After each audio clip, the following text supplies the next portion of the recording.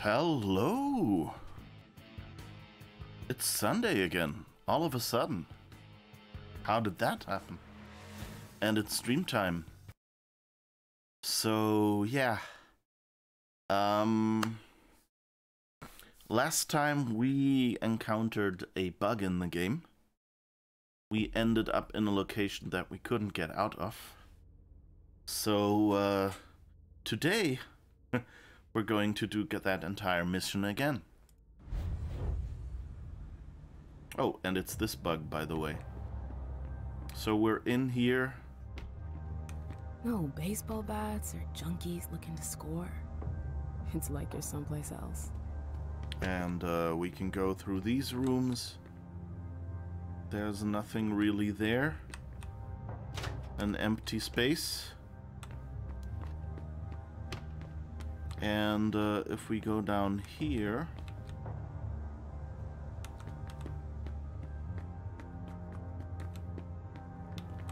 we find that the door is locked. Which isn't too surprising, because we actually came in back here through a roof access hatch. Then went through there, came out behind him, and then talked to him. Can't wait for the next shift to show up. But there's an invisible wall around him, and after we talked to him, we were actually on this side of him instead of on the other. Commence emergency high-speed Birchermüsli preparation. Ah! A boat. That's ridiculous. Okay, so what we're doing is we're going to push this restart button.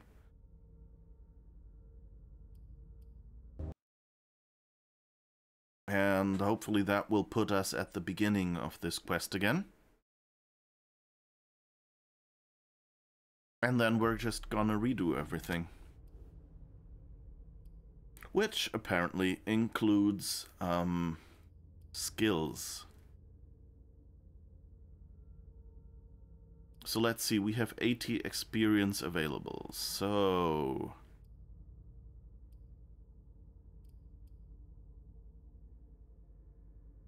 I think we actually had a few spots where education would have been useful.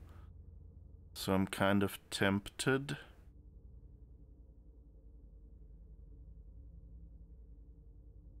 To spend one on education at least.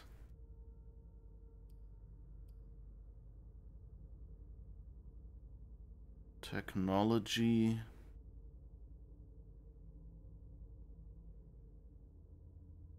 There was a bit of technology we could have dealt with. Persuasion, psychology, physical, social. Those are just if we're on a... when we're equal. Let's see, disciplines. What options do we have? This one is 70. Premonitions.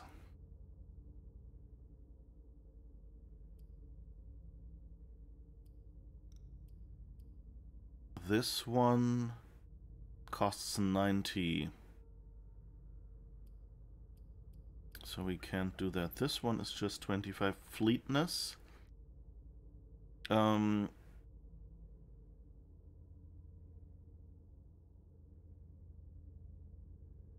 Okay, that would be, and that's the only one. So, no wait, we can... Silver tongue, and that's 120. We can't do that either.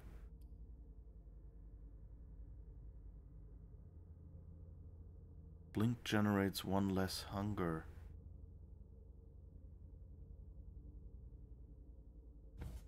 Can we get that? No, we can't. Because we don't have this one yet. I mean, that would be kind of nice because I remember we spent a lot of time. Okay, so let's put 25 into celerity here.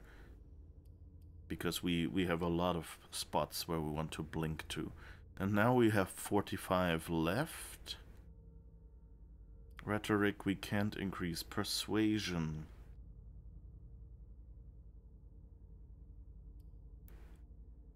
or psychology. Convince others to do what you want by playing off their emotional weaknesses. That was, I think, kind of what I went with. Did I?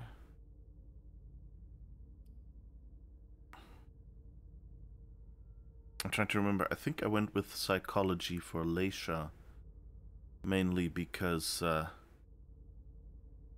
I remember hearing about that once, that if you that a lot of psychology students are people who realize something's wrong with me and want to diagnose themselves, and that's kind of, you know, like they have a vested interest in the topic. So it's not that studying psychology makes you to go to develop a mental illness more than other topics of study.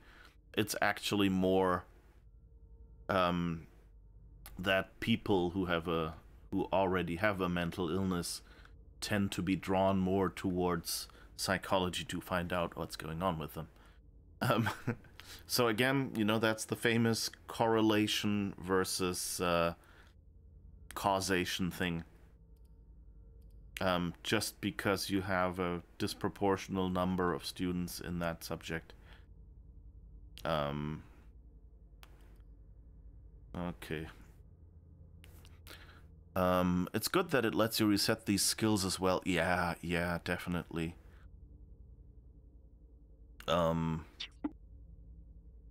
And studying computer science makes you outright completely sane. Eye twitches, wide grin. Yeah, of course. Computer science makes you totally sane. I mean, you could argue, you know, like if you look at, you know, every person is drawn to, you know, things that they enjoy. Of course, you know, so, and since in computer science you have rigid systems, fairly predictable systems, and there is this element of investigation. It's almost like a murder mystery, just what's the saying? It's programming is like, or debugging a program is like a murder mystery where you are the detective, the victim, and the perpetrator. So, you know, that's so if any of these things interest you, you've probably, unless, you know, from somewhere you were told bad things about computer programming, but it probably draws you in there. Or if, you know, you ended up in a computer programming course or whatever, staffed with assholes, which sometimes is common as well, that also drives out people again. And so, of course, you know, people who are overwhelmed by how unpredictable this world is will see their first computer and go like, here's something predictable that I can control, and I get paid for doing that, you know? So it's not surprising that you find that kind of people, for instance, more in computer programming. But there's, you know, as always, there's other people as well, but there's just certain characteristics attract certain kinds of people. It's, you know, some people just,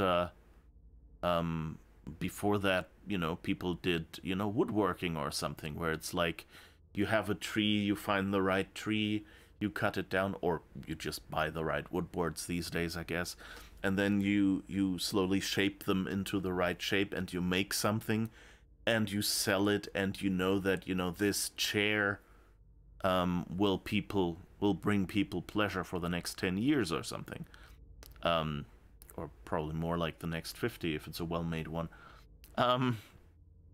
things like that. So it's there's always a correlation between certain things that certain jobs let you do and the kind of people that go for something like that.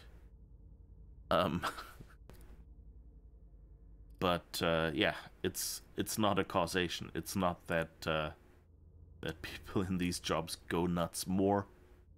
It's just that more of the people who go nuts go into certain jobs. And by, I don't like the term go nuts, sorry. But, sorry, you know what I mean.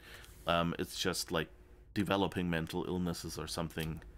Of course, if you have a feeling that that's where you're going, even if it's subconscious, then psychology might be interesting. So that's why I picked psychology for Leisha to invest in as her persuasion ability. Because in a dialogue-based game, I like persuasion, because it means you can go to someone and get them to do something for you. Your job attracts lazy people who don't want to become managers. Everyone is, yeah, nah, I'm good. You be the manager. Yeah. That's another way how it can go, yeah. There's, you know, that's the problem with often, like, you expect, it's often expected in jobs that you do the work in certain jobs, and at a certain point you promote to no longer doing the work, but rather coordinating all the people who do the work. And that's a completely different skill set, but we still expect everyone to kind of go up there and see it as a failure if someone doesn't go up that way. Even though, you know, like, the number always gets smaller, so you might just have too many people wanting to be manager if that was the way everyone wanted to go. And many people just want to go into management because they need the money to feed their family or whatever. So it's always...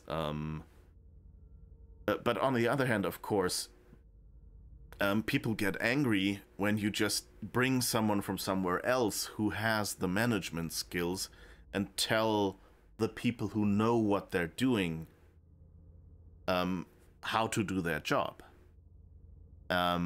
Because, you know, that person has no clue about how the work is done.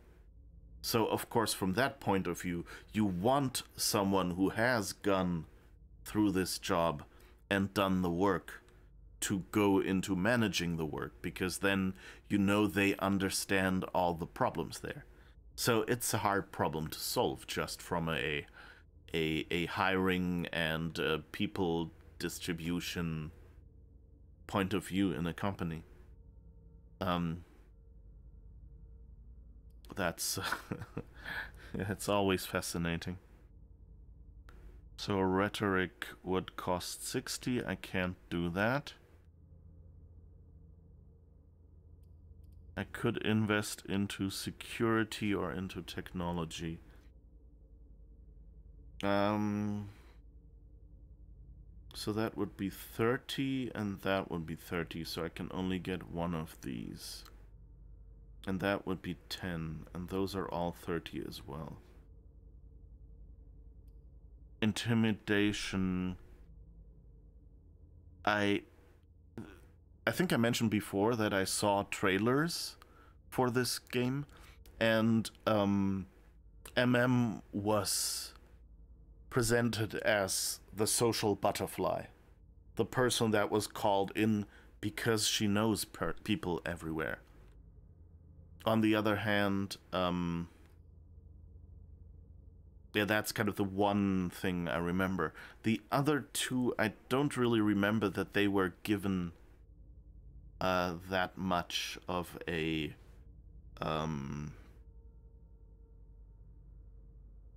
clear-cut character. I think it was more like Caleb was more of a bit dangerous and set in his ways. I think he comes across, but maybe that's also just the way he looks in game. Like, he looks angry and stiff, which, you know, part of it might just be the game engine, to be honest.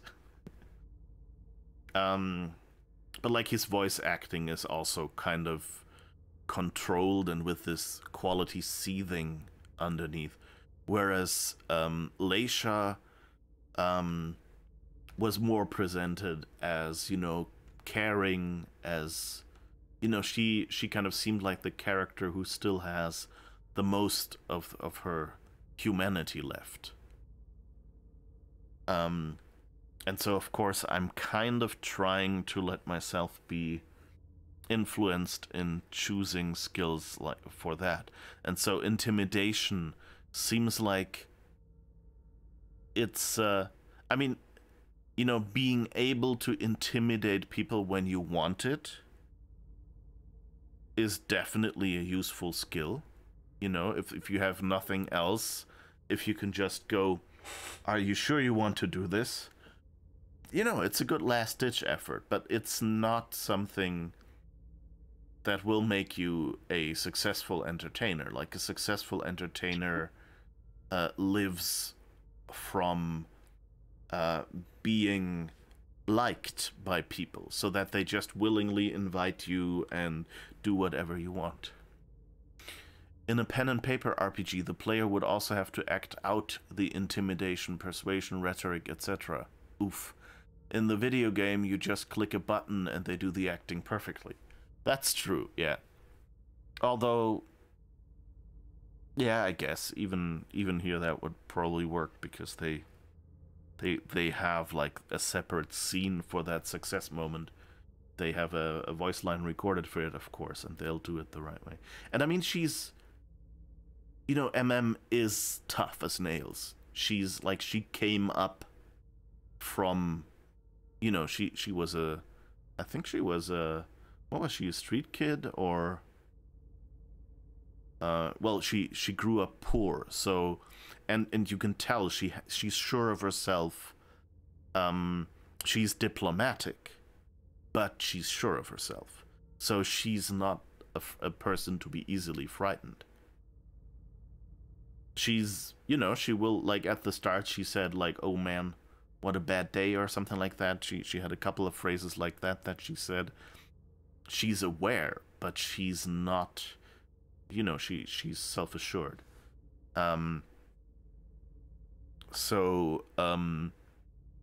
She has the strength, and you could see that depending on how you know, imagine her.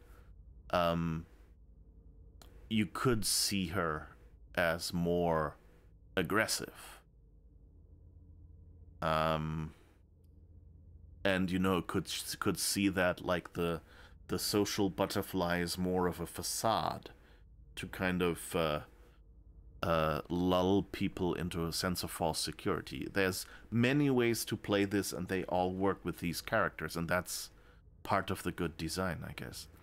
At least I'm assuming it works, because as you see, I haven't spec'd into intimidation with her so far.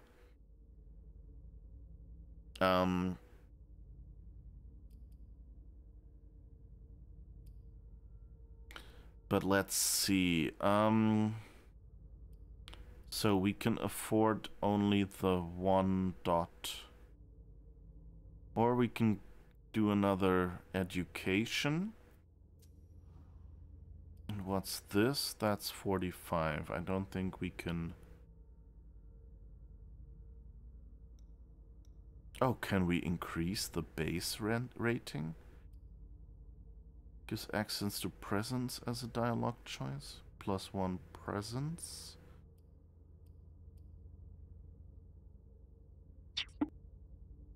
Hypnotyposis. Oh, so I guess we can upgrade this? No?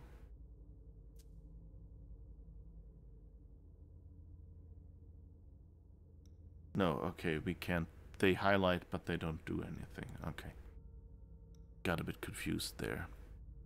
Could you completely swap the character's skills and play them against their prototype? Is the game prepared for that?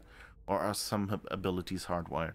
You get, like, these 3 disciplines that you get here are different for each character, as far as I remember. Like, I think only Emem gets celerity. So there, I think you're not free.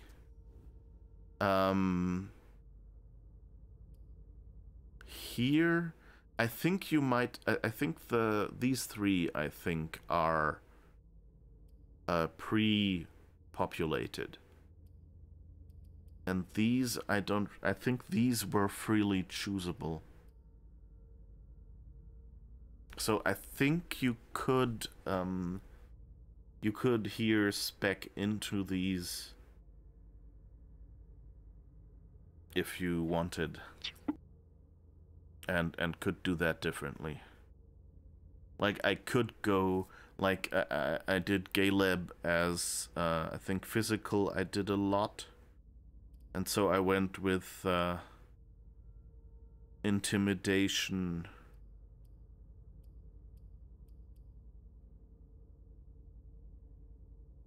For him, I think, as well. Don't actually remember if there were some...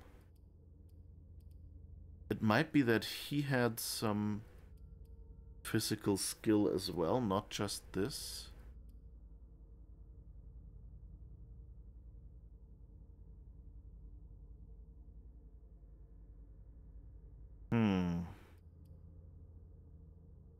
Okay, I still don't know what I want to spend my points on.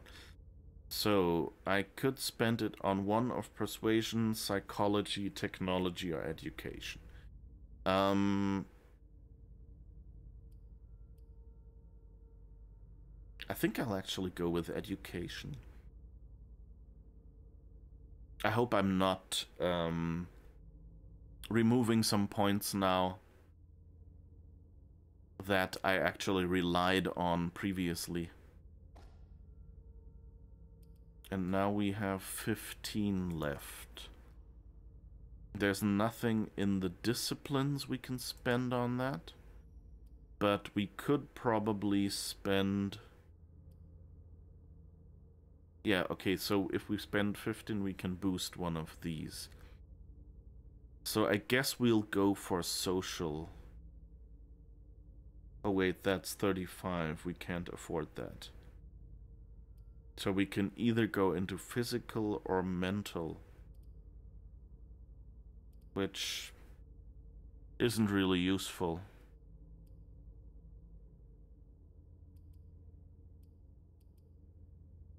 So I think we'll save those 15 and hope.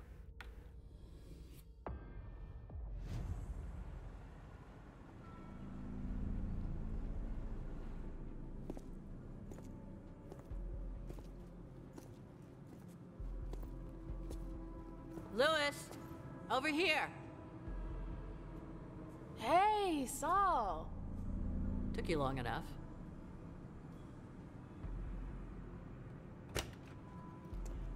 Thanks for getting back to me. I wasn't sure you'd kept the pager. You owe me one. So, is it true? Are they really here? Yes. Ugh. I warned Thane like you asked me to. He's waiting for you. If you spotted that when they came in, it was obvious that in the background, behind, like through the door scene, that wasn't an actual building. I think that was just a wall with a painting of a building, basically. Which, you know, is a trick to not have to load all sorts of parts of a level.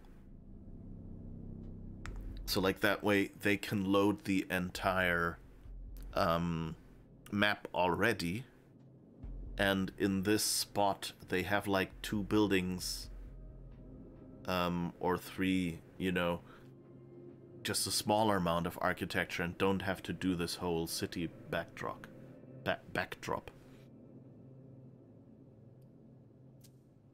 What kind of mood is he in? Worried, suspicious. Expect to be put through the grinder. We'll see about that. Any advice? Depends on what you want with him. Just don't forget that you're not welcome here. Thanks, Saul. I feel much better now. Is anyone with him? Yeah, the gang leaders. He sent for them before you came. Why did he do that? Why do you think? He's defending his territory.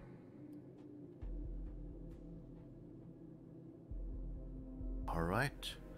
That's kind of, yeah, that's fascinating, I guess.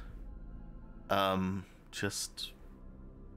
I mean, we've done this before, but kind of nice to have the reminder that, I don't... Like, the first time we had this conversation, I was surprised that Saul was so abrasive, but I think I just read her wrong. Because she's basically just stating how the other people are reacting. So yeah, that totally makes sense. And, you know, is consistent with later. Saul is actually very supportive of us. I want to see him. Wait for me here. Randall!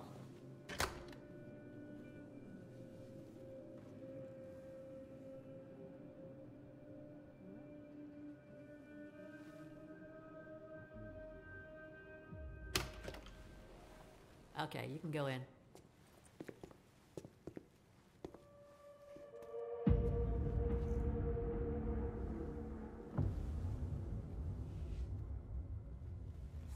Mr. Thane, thank you for agreeing to see me.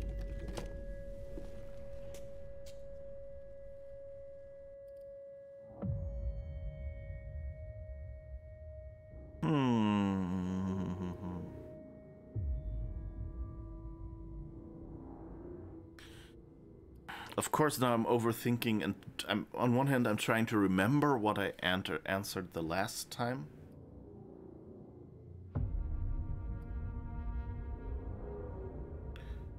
I think I went with I don't want to hurt him, which didn't go too over well. It didn't go over too well. Words are hard. So I think I'll actually change it up already and just try to stay quiet, you know. I've seen the gun, he probably knows it. No need to point it out, no need to make him...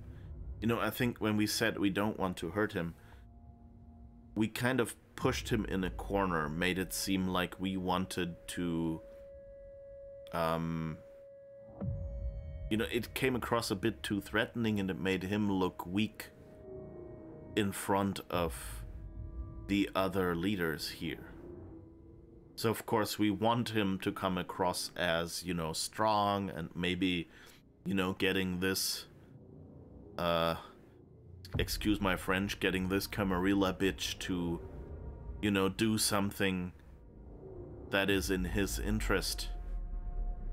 That's an appearance we want here more, because we need him to help us, and so if he looks strong by helping us, he's more likely to do it than if he looks like, you know, why is he helping our enemies, that kind of thing, who have been hunting us, admittedly. Saul told me about the SI. I got the message. Iverson didn't need to send one of her lackeys after me. That's not why Hazel sent me. Then why are you here? To ask for your help. The SI in Boston. Nobody saw it coming, and it's a real threat. But Hazel has a plan to get us out of this mess. Us? Since when is there an us?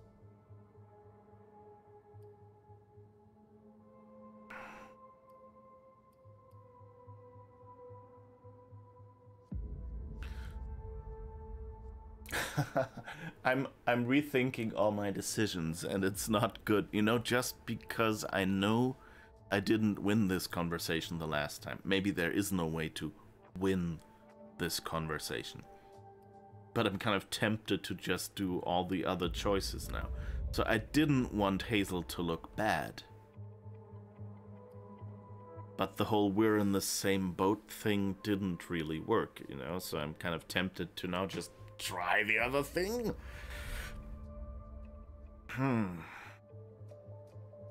But on the other hand, you know, that can drive me into saying something that doesn't really make sense for the character. But I also, like, later in this quest, I felt in this chapter you know, I felt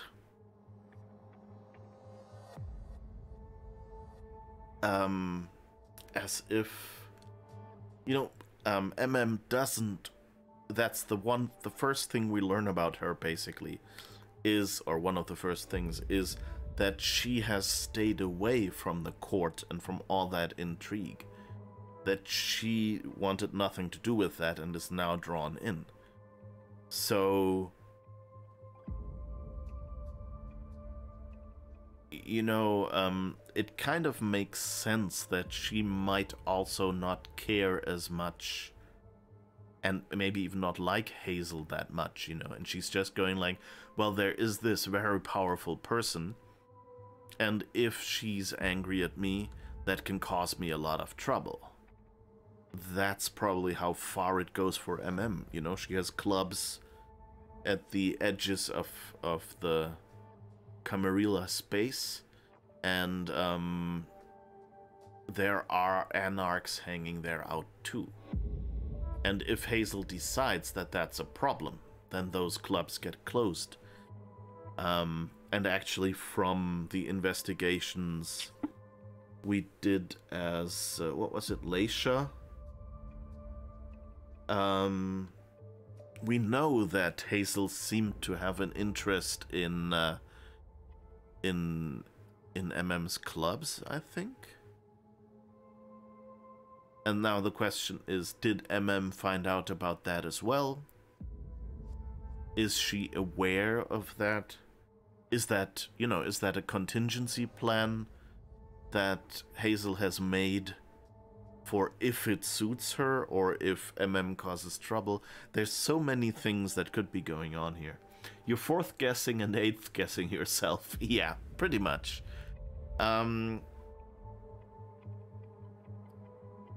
So the temptation is big to not say we're in the same boat. You know what, let's just, it's more interesting this way. If we have to do this over again, we might as well see some new dialogue. That's my excuse, and I'm sticking to it. And I'm second guessing myself as well. But I think it's, you know, like if Saul had an impression that maybe Emem wanted to go join the Anarchs. Now, Emem knows that she can't keep her clubs. I think she said as much, that would be a problem because she'd have to give up a lot. But, you know, she didn't say, or maybe that's just what I made her say, but I don't think I had a choice where, you know, more in the direction of, you know, there was probably a hell no choice or something, I don't remember. But, you know, there is this point where, I don't think it's lucrative for Emem to leave the Camarilla and join the Anarchs. Because that's just, like, so different, and she has this fancy lifestyle. And I mean, we've seen in that area where we got stuck, Emem commented on, this looks much better than the other area we were in before. So there are ways to have a fancy lifestyle as an Anarch, but you're probably a lot more limited, and, you know, you're probably also more, you know, you're under fire from the Camarilla, as well as Anarchs maybe gunning for your position in the organization. Whereas in...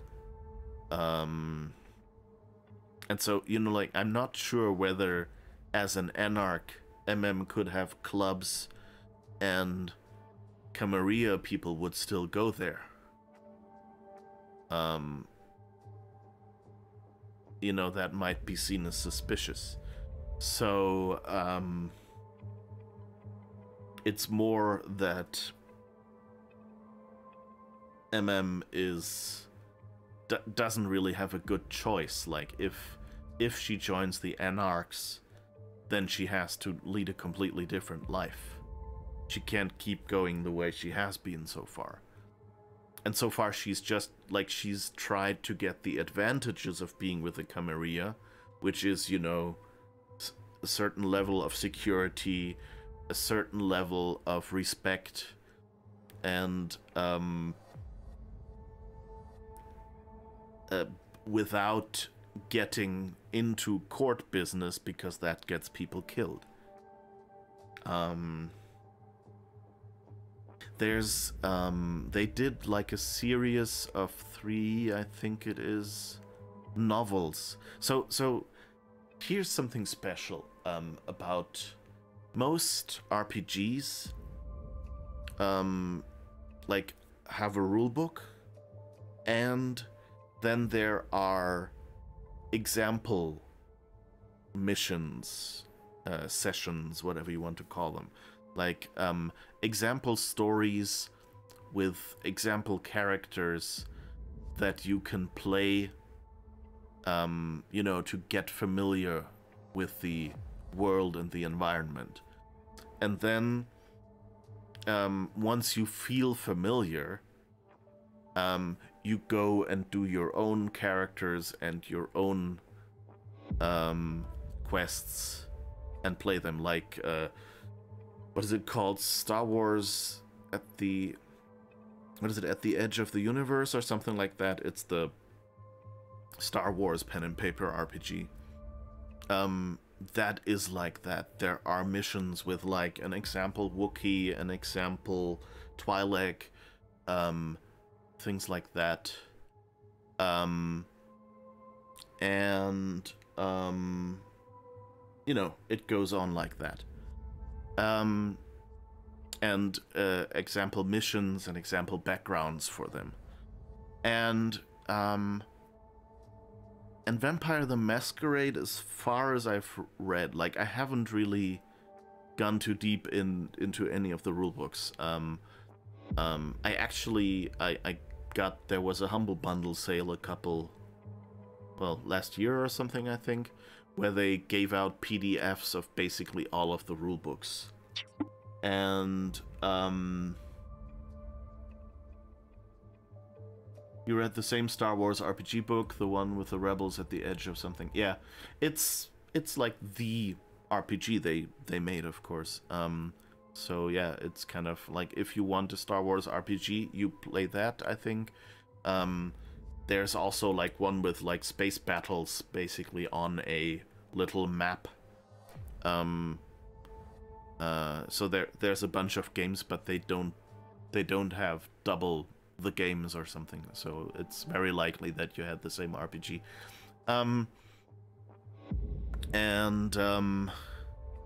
Anyway, so so I have PDFs of the Vampire the Masquerade books, but I haven't actually read that much into it. I've just read a few background things and things like that, and later I read a few wiki entries when I had questions here for this game, to kind of try and find out what's actually going on.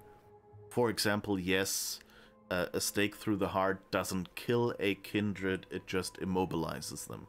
That's the same idea in this world. That wasn't something that the Moonlight TV series, different from Twilight, not much, but different from Twilight. Slightly older actors. Anyway, and I think the title was probably not... It probably wasn't unintentionally that the TV show Moonlight was called that, with a name that close to Twilight, you know. I think they probably hoped that a few people would come over by accident by seeing that title. Anyway, and so Vampire the Masquerade, as far as I've heard but haven't confirmed yet, is more into having you start your own stories right away. And so they've been very focused on not actually providing these full example starting missions and these full prepared characters. So they give you more of the rule set and let you work out everything else yourself. But they did, at one point did I think it's a 3-novel series, each one named after a different clan, that was actually set in the Vampire the Masquerade universe. And I think at the time this novel series came out, the owner of Vampire the Masquerade changed. And so that's why that was cut off again, because apparently that was not a focus for the new owner or something.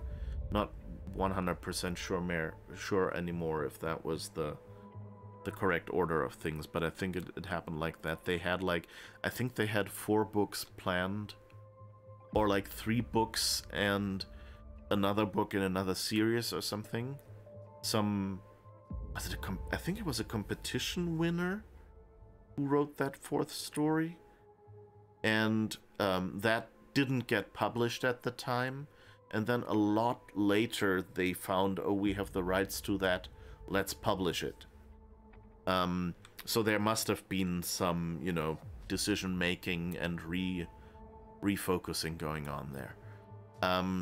But anyway, I recently started reading the first of these books, or rather, I recently read the first of these books. And there is also a character in there called Leopold, and he is an artist, so also a toreador, and he starts out, he's recently recently embraced, and he starts out going like, hell, I'm going to stay away from the court and all those doings. If they ask me something, of course I'm not going to say no, because if you don't want to annoy them, but I'm trying to stay away from all of this. And the story of that book basically starts with him deciding, okay, due to various circumstances, I guess I have to attend this one court function and kind of get a little bit into the life there. But he's still trying to, stay away from all the big political intrigue, because of course he's not a big player. He's just a weak, newly turned vampire and an artist. And that characterization kind of overlaps for me a little bit with Emem in that regard, that the things I heard there kind of tell me what kind of a situation Emem is in right now. She didn't want to deal with the court. She didn't want to be drawn into all this danger. But what choice does she have? So I'm just hoping that I'm not projecting something from the book into her. That's not happening. But of course, the question is also, if she says Hazel is desperate here, and Hazel hears of it, hears those rumors. Oh yeah, there was this Camarilla chick who came to the Anarchs, and she totally confirmed that the prince is desperate about all this. This is our chance to strike, then Emem will probably be in trouble. So the question is, how much will Emem, how much leeway is Emem given to talk about Hazel in that way? But anyway, different dialogue. Let's just try the choice and see where we end up. The princess got her back up against a wall. She's willing to make a few concessions in order to get us out of this. Like negotiating with you, for example. She's completely overwhelmed, you mean? That's one take on things. Keep going. We managed to pick up their trail from International Place. We know where they're hiding. They've got a base here? Yeah, on Long Island. They're more prepared than we thought. Underestimating adversaries is your defining trait. Alright, I think we got somewhere. I mean, we put up some strong words like she's got her back against the wall. That's a bit stronger, but I guess it still says the same as she's desperate. Yeah, I guess it's not really stronger. It just, like, I still felt like maybe I can, say this diplomatically. But when she said, he said she's overwhelmed, we didn't confirm. Emem didn't confirm. She just said that's one way of putting it, so it's not a straight out confirmation.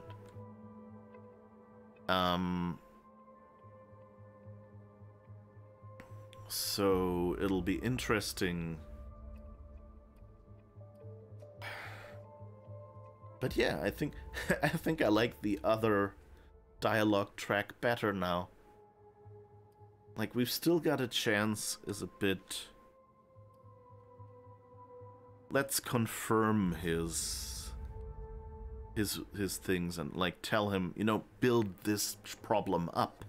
So maybe we can make him feel like, oh yeah, I have to act about this. I don't think, I think we'll still end up in the same situation. They're not going to let us solve the entire situation in this one dialogue. They're still going, he's probably going to say, okay, I'm willing to listen, but first you have to convince the others. Because that's what we had to do either way, and the economy of games kind of requires you to go through that level anyway. But let's say, okay, it's worrisome. It's worse than anything we could have imagined. When you take into consideration what happened in Vienna and London, not many survived. It's gonna be a bloodbath for sure. But Hazel's the only one who can still keep that from happening. As arrogant as ever. At least she's got ideas. Not everyone can say the same. So what's her brilliant plan? She wants us to cover our tracks. Destroy everything they've got on us to buy us some time. How? By sending someone over there to damage their system. Me, actually. And you agreed.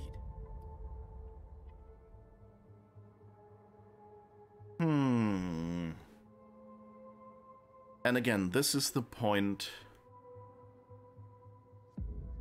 Last time, I think we said, of course. We were still talking a position of strength. My role-playing is really going out of the window here, but I'm trying to justify it as much as I can.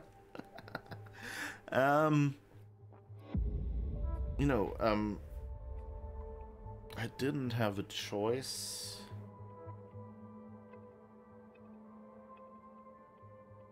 Let's see. I mean, I'm still kind of hoping that we won't be using the Anarchs as cannon fodder, but that they will help us. That they willingly will go in and say, we know we'll be alone, but this problem is big enough that, we don't have a choice. So let's kind of show them how big the trouble is. I didn't have a choice, I guess. Let's just say it was an opportunity I couldn't refuse.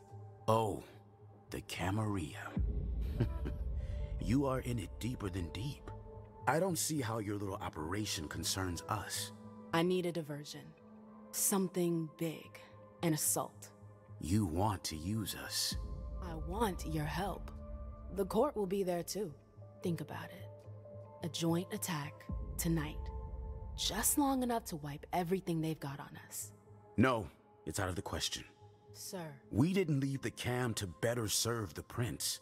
Let Iverson play her own hand. If she wants to throw herself on the pyre, that's her problem. Saris, tell everyone to come back. We're bringing in the patrols. Okay.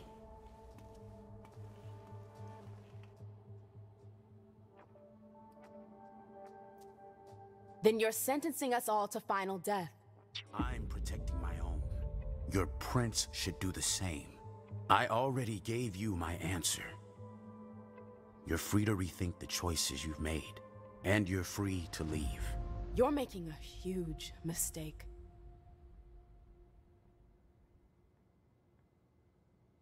I think that last answer God damn it. gave... I warned you.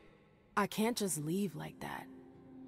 We've got to be able to make him change his mind. I've already done my part. Saul, please. You can't give up on me now. Damn it, Lewis. Does that mean yes? There might be a way. You're gonna have to hustle. Randall called the gang leaders here for reassurance. But they could be useful to you if you manage to convince them. Do you think Thane will change his mind? There's strength in numbers.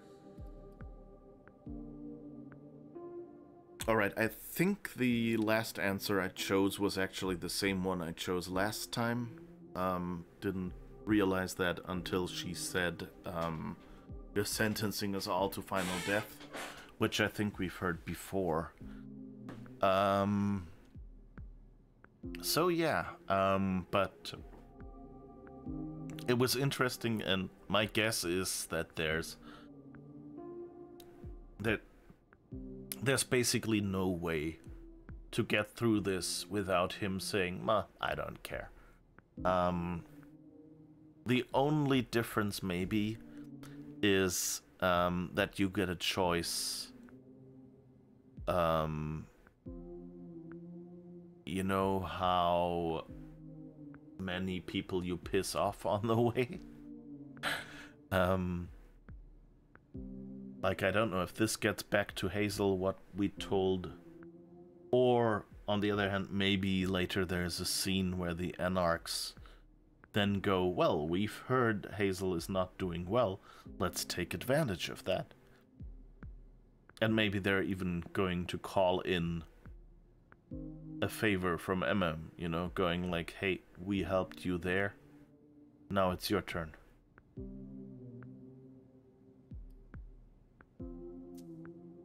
You're the head of the coterie too. They know you. If you talk to them... And then what? I've already risked my neck for you. I get it. Are you sure that could work? Thane's gonna be pissed. That's the risk. Take it or leave it. It's up to you.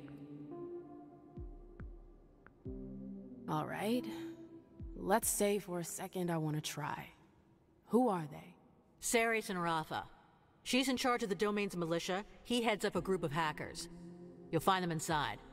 If I manage to pull this off, are you with me? That's my condition. I can't go up against Randall alone. It'd be too risky. Thanks. I owe you one. You already do. I'm sentencing her to final death. Damn it. So I guess we also have the choice of, Well, it's a far cry from the glitz and glamour of the court. I think, like, we've had the choice to just say, you know what, I'm not going to call you. We're going to do this somehow on our own. But I think if we do that, I'm not sure if Emem will survive or Caleb, either of whom will be in there. They really got a good setup here. Alright, oh, I can actually run. That's nice. Can I go in here? Nope. Okay, let's go in here first. That must be the Baron's office.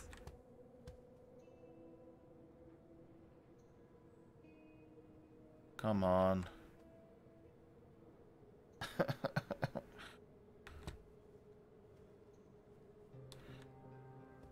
Okay. What did we take? J61 keycard and the report on everyone. Alright. Nothing here.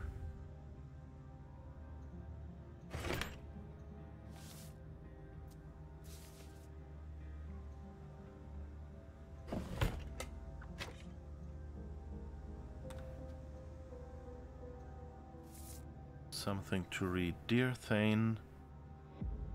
Oh yeah, that's this Job Carver that's angry at Thane.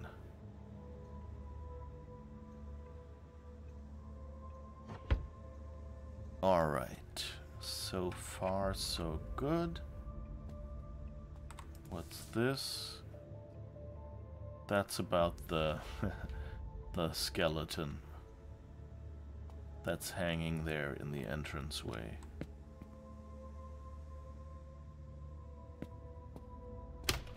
Alright. J61 is what we got here. Maybe make a short note. We shouldn't stay here.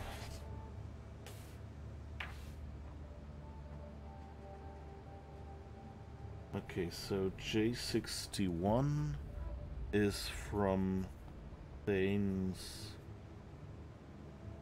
office. Shit. Where'd I put my phone? Ah. Someone lost his phone, right? We found that.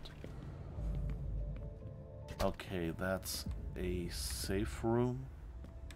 Nothing else, but at least we've unlocked that safe zone now.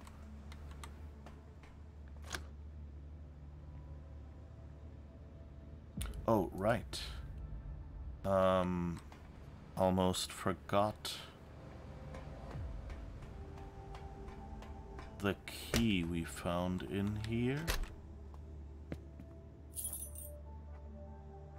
Key to the tunnels, okay.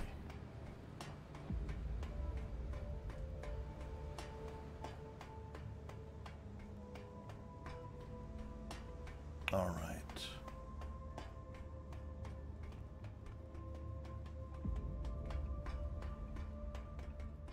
Well, things have sure changed around here since last time. Thane's made himself at home.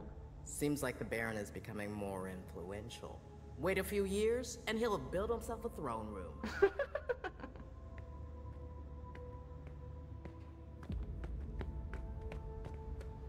And is this the smoking lady? Man, I haven't had time to go hunting, and I'm on duty tonight. I don't give a shit. You should have eaten earlier. But I promise I won't damage her. Yardley will never know. Please, I need this. Wow. I warned you.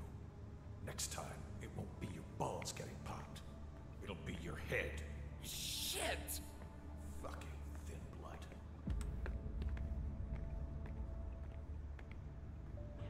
All right.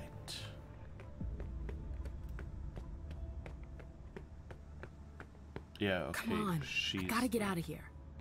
I need help if I want to survive on Long Island. So let's go in here. We could auspex about Yardley, but first let's find the subway.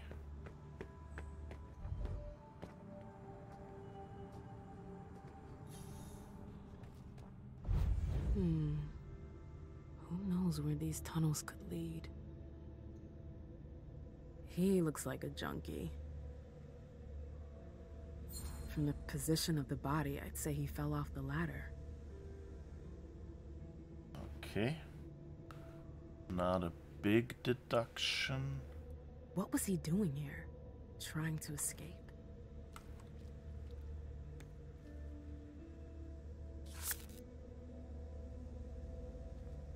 Okay, that's a magnetic key consumable. And now here we should be able to use the key.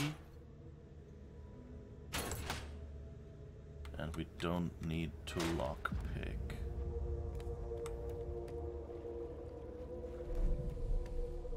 And I guess this 1, 2, 3, 4, 5, 6.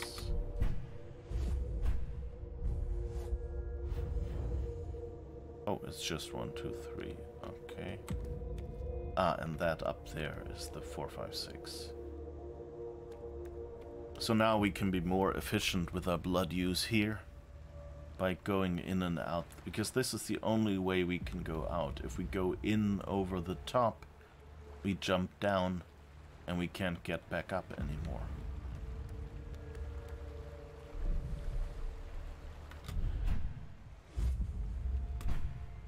Here we go. It wasn't that hard.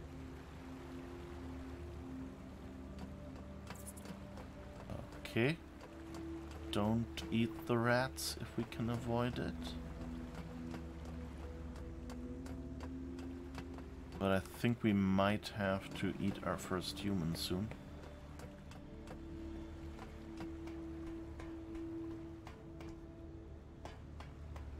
Because I think we would need 2 hunger.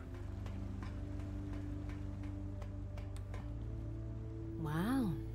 I wasn't expecting that.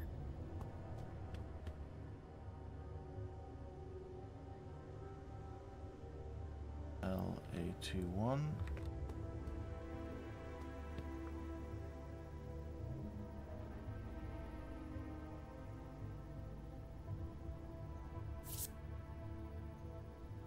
L81 keycard. There was a hint about that somewhere back there. I think on one of the post-it notes.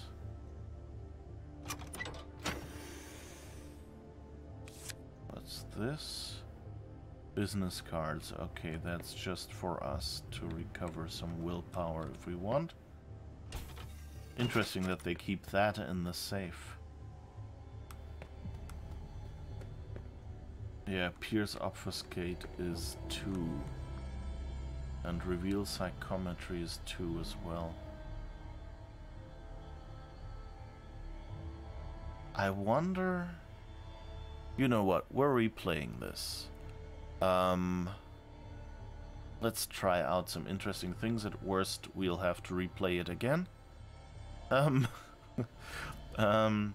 What happens if we run full? Like, can we run full and only if we then try again we have a problem? Or do we have a problem immediately when we use those 2 last hunger slots? But let's use this one, because this one is really only useful if you don't know what's going on. It looks like a lock. Okay. And now we have this shape. Okay, but we can go to full up.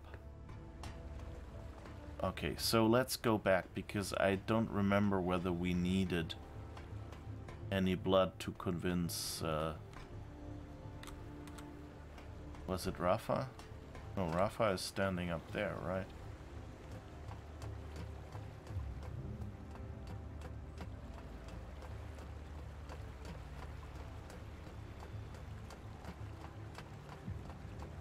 I guess we'll see. But at least we can now go back and forth for cheap. So that's good.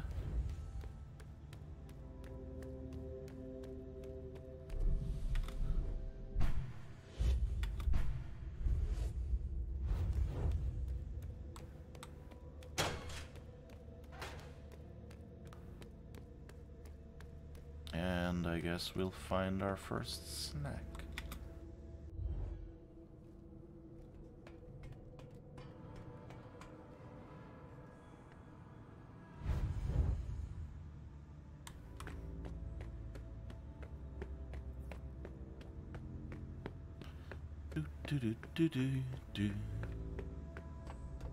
What the hell is this?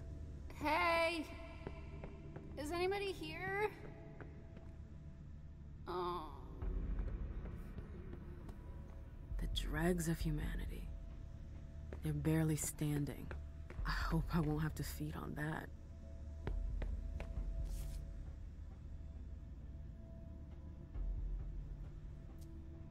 I guess you will.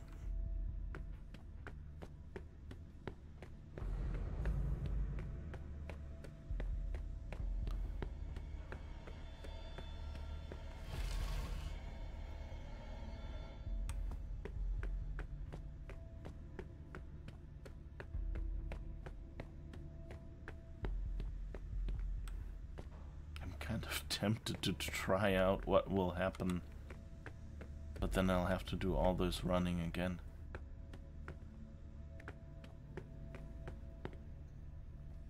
Oh, Mitchie. Goddamn, please. I want to sleep. Come with me. There.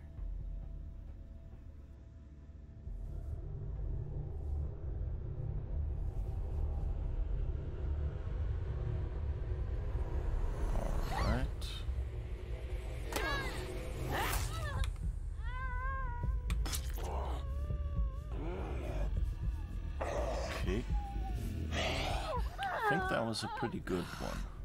I think we got to number 6 and we didn't kill her. Yep, still alive. Although, yeah, it only fills a certain amount. But at least that should be enough to meet with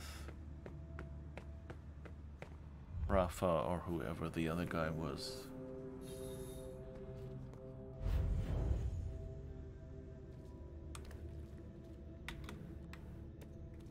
I wonder who this is supposed to be. If that's supposed to be a vessel, you know, a human they had for food, who kind of found a key card and tried to escape or something.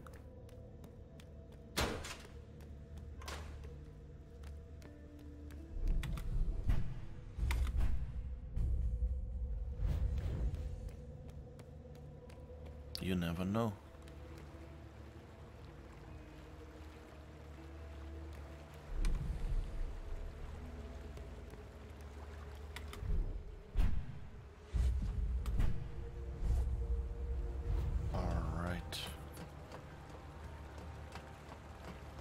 I have to say the running speed gets more annoying on a replay.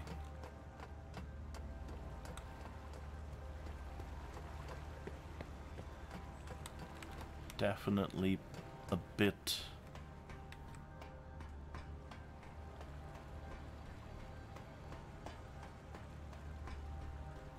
of a problem here.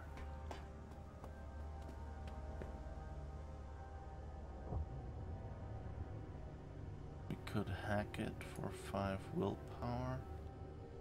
Not sure if we want that. I think this note, Gladys's registration number, and that was Gladys 3764.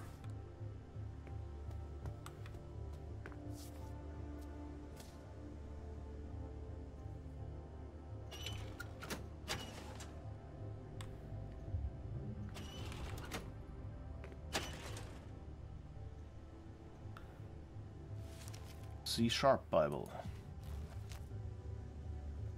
Not sure that's necessarily something a hacker would have. I guess it's not something a hacker would not have, but you know. Oh, there's something in the trash can. Ah, someone, that's a hint for the paintings.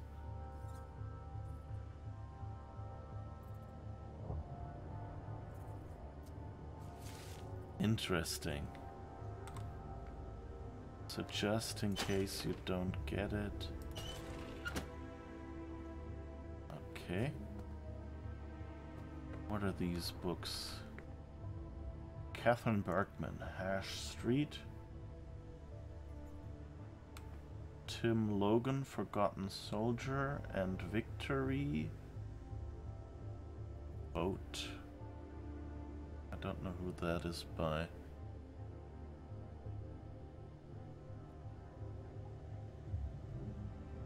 Lucas Apollinario and Moonlight. Whatever that spelling is supposed to be. Raiders, protect the kibble! Ooh, hello, Pilkey. How's it going? Hello, Raiders. This is a bit of a weird playthrough today. Because we actually played this part before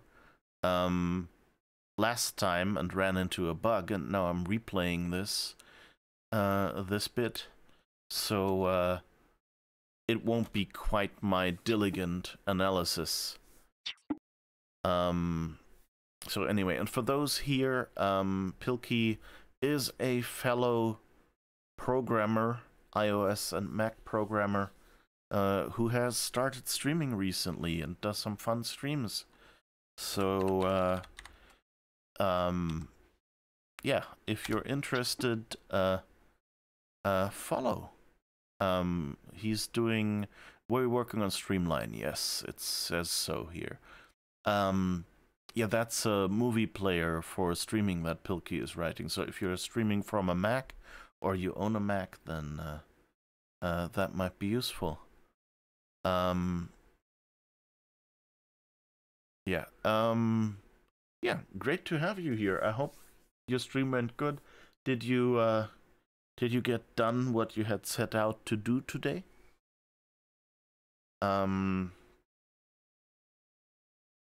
Oops. This button. Yeah. We're playing Vampire the Masquerade Swansong today, which is a game based on the Vampire the Masquerade role-playing game, tabletop role-playing game, pen and paper. Sadly, no, ended up shaving many yaks on Streamline. Okay, but at least if your yaks are, you know, smooth and interesting, then that's good. Yeah, so we're a vampire from the Camarilla, which is kind of the vampire establishment, and we're talking to other vampires here at the dock who are Anarchs. So, kind of not Camarilla vampires who don't like it too much. And basically the Camarilla has been sort of hunting the Anarchs because they don't like the Camarilla's rule. One of which is the so-called masquerade, which is in front of humans, vampires need to be, you know, not recognizable as vampires. And you need to make sure that that secret is kept, that humans don't find out that vampires exist. There's a little leeway, like if you know someone and think, oh yeah, I might turn them into a vampire eventually, or if a human is otherwise, you know, necessary to work with and finds out, then you can actually go and, you know, tell them. So it's not as if a human mustn't know, but it's supposed to be a secret. And as we all know, secrets are things you tell to one person at a time instead of everyone at once, you know? Yeah, and so we're trying to get the Anarchs. Well, basically our prince, which is the lady who runs Boston, in which this game is set. She told us to get the Anarchs as cannon fodder for an attack on a group of humans, which are called informally the Second Inquisition. and who have been hunting us, and that's how the game started, that a meeting of vampires was attacked. And so Emem owns a bunch of clubs, and she... and those clubs are actually neutral ground and are also attended by Anarchs. And so the Anarchs, like the prince said, well, you know, you're the best person to convince them to become our cannon fodder. Just tell them we'll be sending a few attackers as well, which we won't. But you're the only person who can convince them. And so now we tried that, and we're basically told, no, that's your problem.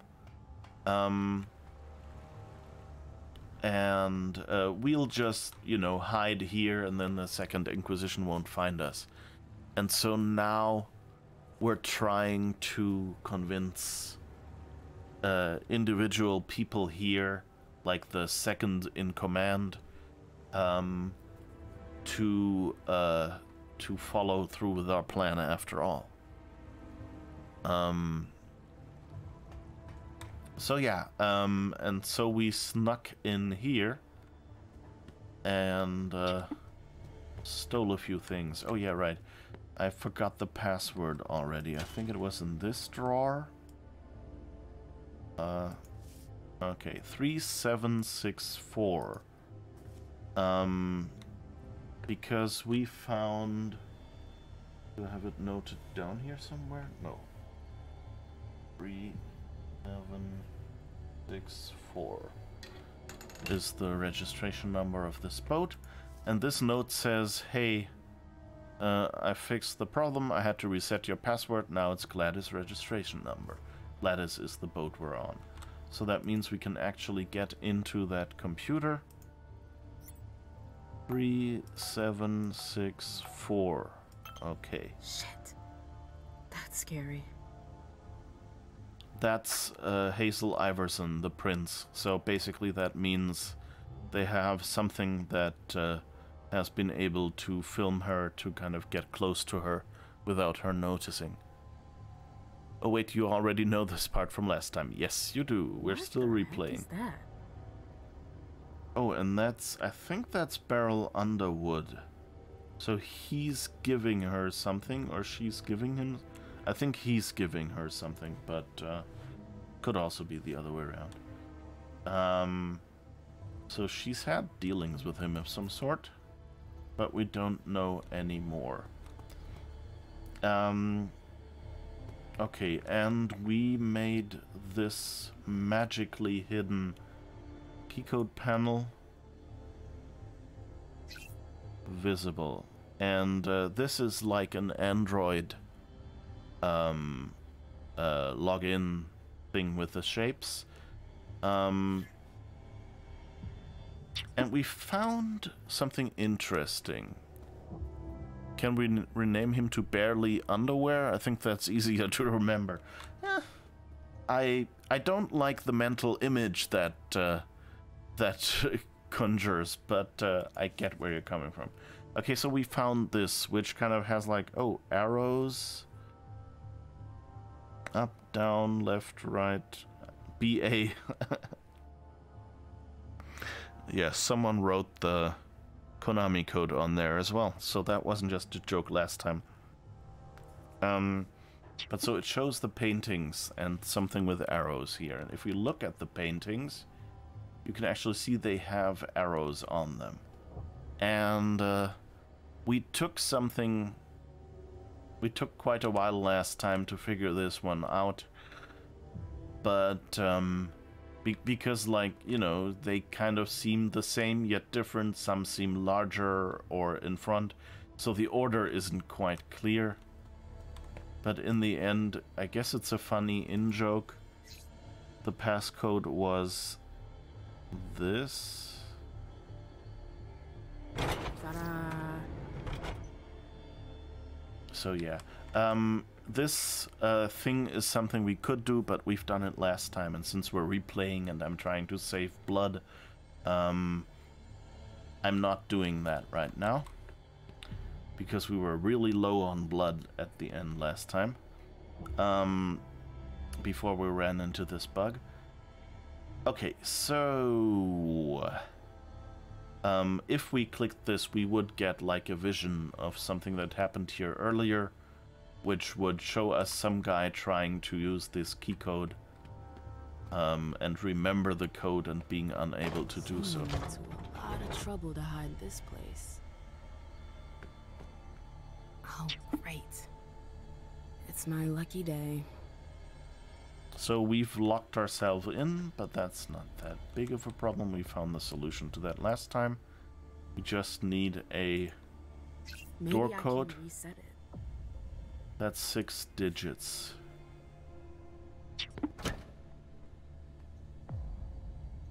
Unfortunately, you need to raid and run, as you've got to grab some food. Enjoy the rest of the stream. Yeah, have fun with your food. Have a good meal. Yeah, I hope I'll see you in either your or my stream soon. See you then. Bye-bye. Alright, so there's a bunch of things we can look at. Mini cameras. Spy gear. I wonder what they use all these cameras for. That's a camera on a drone, so that's probably how they filmed Hazel. Oh. Inspect. So let's see. Look at this old thing. It's almost as old as I am. So, an old cell phone. He still exists. Whatever's on it must be important. That's a floppy disk with some information. His suit has seen better days. Damaged suit. South Boston in 91. A warehouse destroyed by flames. On Wednesday night, the residents of Offenbach Street noticed a column of flames that consumed the building at number 2206. The fire department was notified quickly and managed to control the fire around 4:20 a.m. There have been no casualties reported to date, but the property losses amount to several $1,000s. The owner of the premises did not wish to comment, actually. And we remember reading that before. We read somewhere that a building went up in flames, and I think someone reported that he checked that nobody had exited the building, so that the person inside was definitely dead. So, so assumption being that, oh yeah, it was Hazel's vampire child. We knew that from that other scene. So, the plot thickens here. I feel like I've seen this symbol before. Old signet ring. What is it? An old signet ring damaged by flames that appears to have an insignia on it. Oh, you're right. I guess that will be how we can tell Hazel, prove to Hazel that this stuff is here. Okay, we can't close the door, which seems to be one of the habits in this game. Oh no, we can, actually. I always feel bad in role-playing games if I'm sneaking in somewhere and then someone goes, and then the character just can't close the drawers and things like that, you know? I don't want them to know what I've seen and what I haven't. Don't reveal what you know, right? Empty drawer. Door model Y5672 with controlled opening. 24 inches times 36 inches.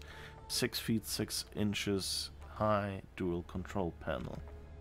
To restart the system, if you lose your password, enter the following code. Buyer's choice.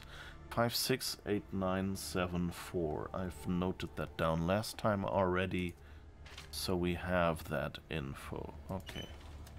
Let's close this one. This all? Yeah, the other ones in this drawer don't open apparently. Oh, I think this is the first power outlet in the game we've seen that actually has cables. Although the cable just goes in the wall, which is weird. Only those go in actual outlets. Weird.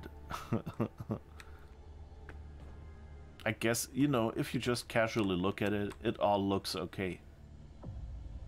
But we've had a lot of these power strips that just didn't have a cable, so I'm kind of sensitized to it.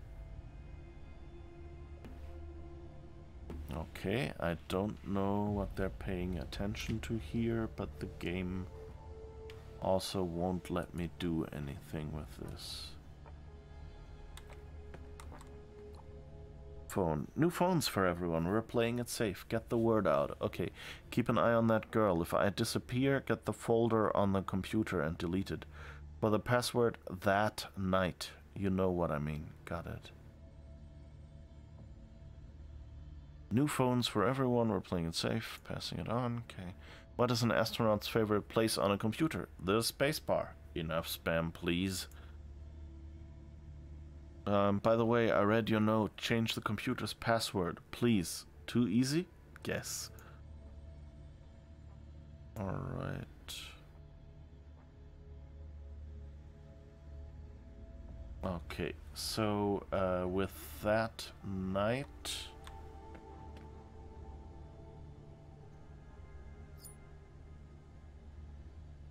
Right, was that here? 5/16/91 for 05/16/91.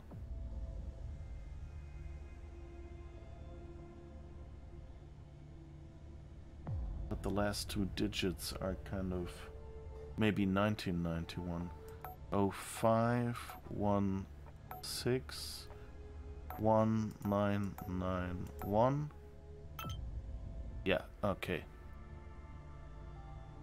Miley, embraced a year ago. She took her time to replace me.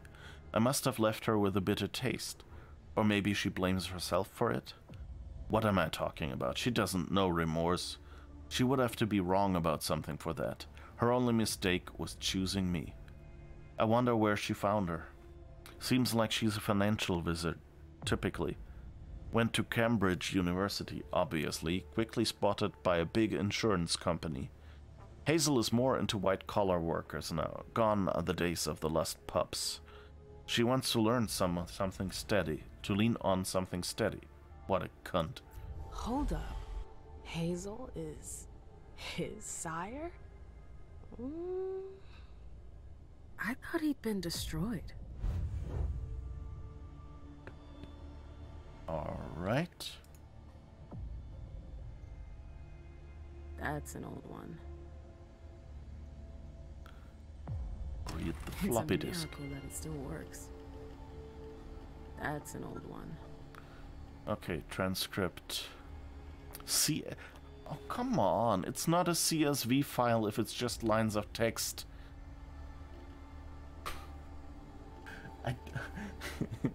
Sorry.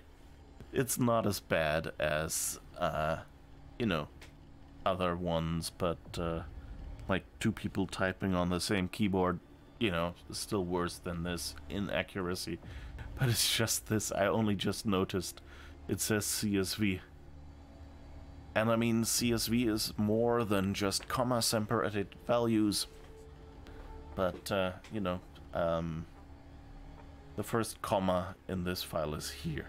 So, okay. Go to this address, I'll tell you what to do next. 2206 Offenbach Street. So sorry, Hazel. I'm on my way. Okay. Don't understand how things escalated like that. Do you think I'm going to have to leave? I swear I'll make it up to you. Hazel, I'm still hiding. Please answer. Are you alright? I swear if King lays a finger on you, I'll destroy him. Hazel, did you send someone? So that's at 1027. Delsin? Sec capture. And Delsin is the big guy, the bodyguard that Hazel sent. 1991.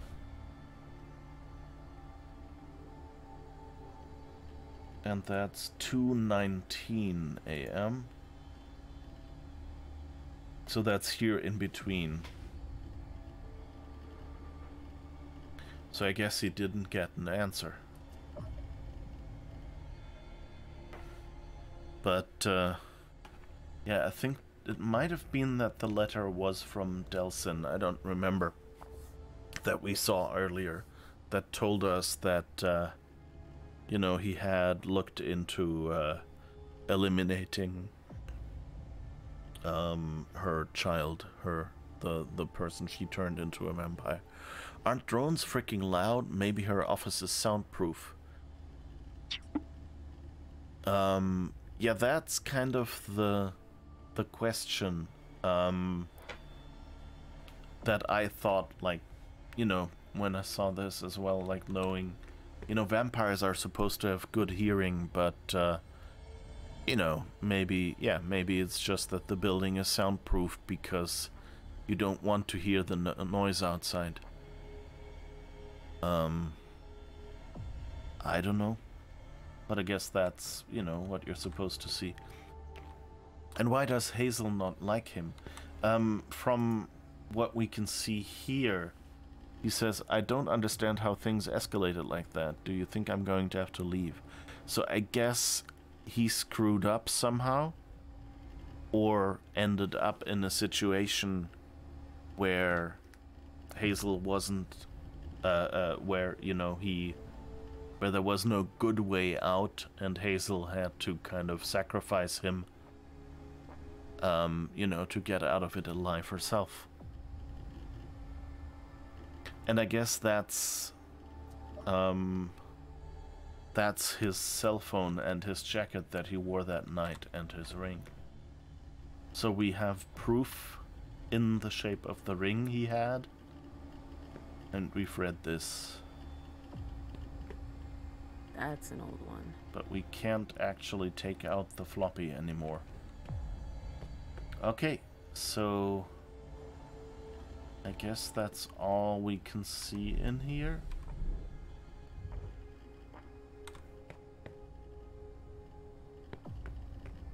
So I guess we'll enter the code. 568974.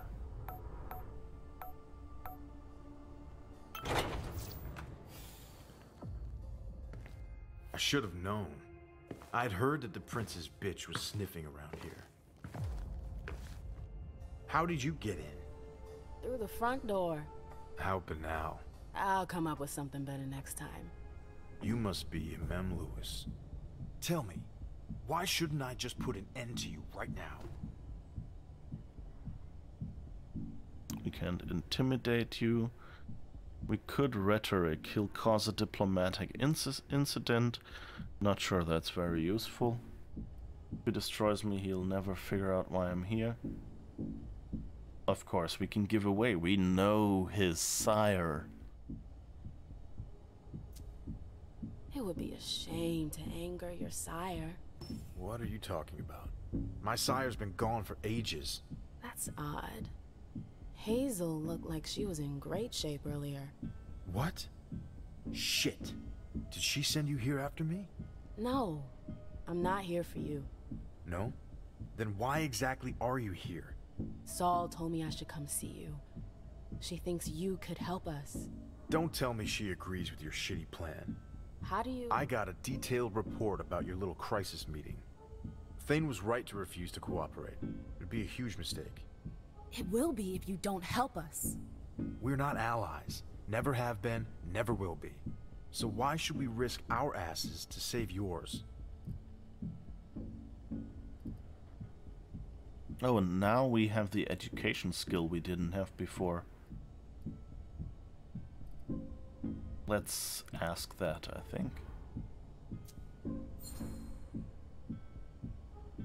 Do you realize what our enemies are capable of? Have you heard how they slaughtered our kind in London? Of course it does. Same as anyone else. But we're not gonna get ourselves destroyed for the cam. Or for the common good. Alright. And now Yeah, I think we went with you're next on the Second Inquisition list. You do realize that this problem isn't just about the cam. We've learned to make ourselves scarce. Scarce? You're hiding out on a fucking barge. How long do you think it will take before they come for you? We'll be gone before that can happen. Where? They'll hunt you down like they did in London. I'm sorry, but we're all in this together. Like it or not. Maybe. Anyways, the old bat is wrong. London. Vienna. We've seen what they can do. You're no match for them. You don't stand a chance.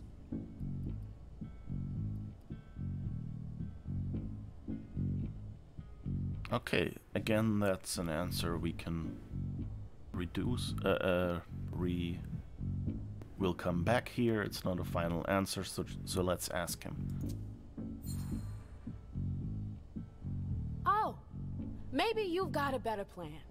Yes. To do nothing. If we keep our heads down, the SI will forget about us sooner or later.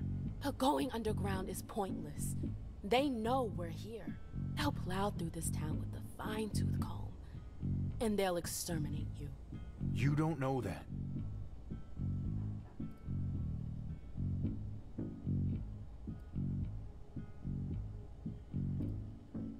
I guess we can win if there are more of us, is I think what we won with last time. We didn't have persuasion or intimidation at the right level, I'm pretty sure. It's going to be tough for sure, but it's not impossible if we unite our forces.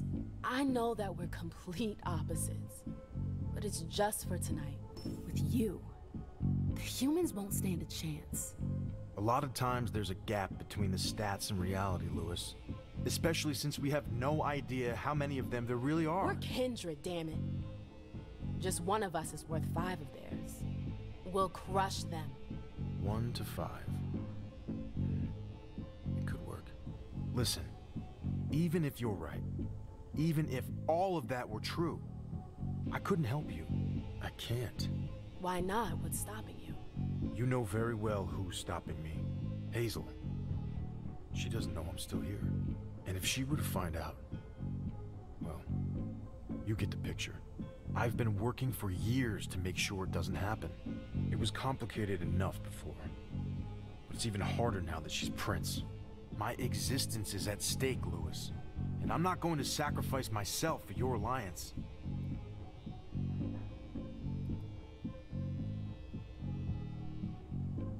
Okay, and here is where it got tough. And I think here we need to invest a little bit of will. So this would be equal, this would let us win, I think. Unless he focuses and then it's random. We'll see.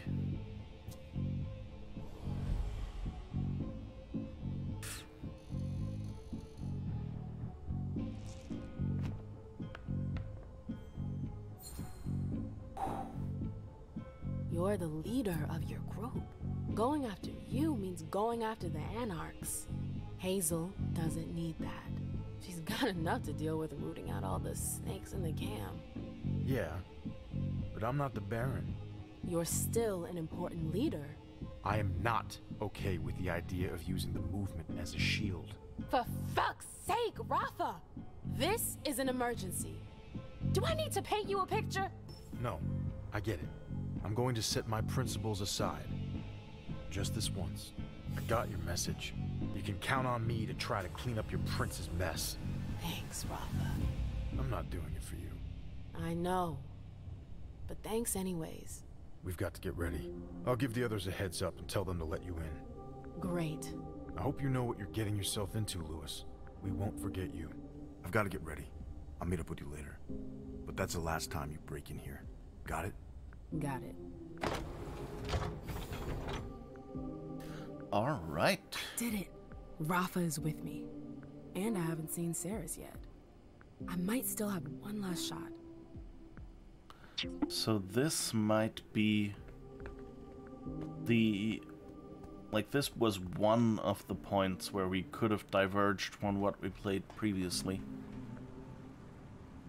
So this reaction was different now? No. I think it was basically the same. The problem here was just, I'm not sure if he focused last time.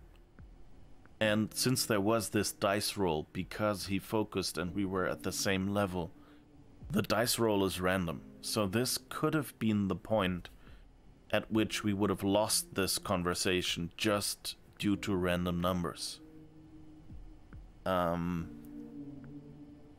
Whereas, and last time we won here as well, so that's good.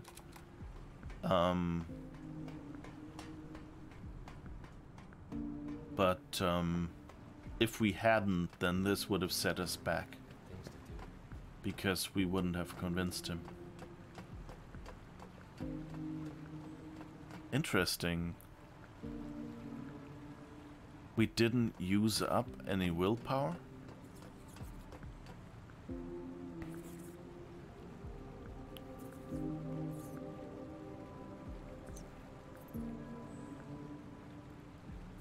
That seems a bit weird.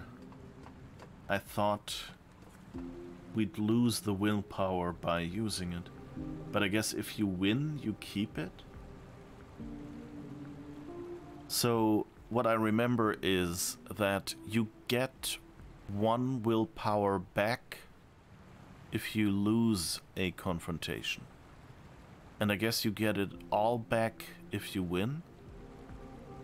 But you need to have it all. So that means I need to have 3 willpower. Needed to have 3 willpower or whatever it was to win this conversation. And since I won, I kept it. But if I had lost, I would have only lost 2 and would have had 1 left over. But of course that's not enough to bet more willpower, I guess. Okay, so now go back in here. Was there anything... Whoops.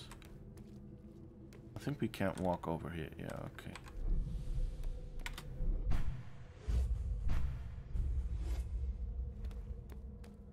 Alright, was there anything in here that we hadn't seen yet?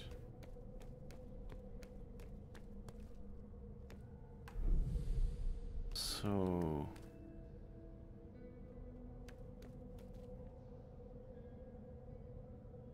So back there was how to get to the elevator, which we don't really need, because that's where we got stuck. Should have left 2 hours ago. What are we waiting for? For Thane to change his plans. What they just told us is big news. I'm not gonna wait around here forever. You'll do what Saul tells you to do. Period. If you don't like it, you can go drown yourself in the bay. We can't drown. You know that, right?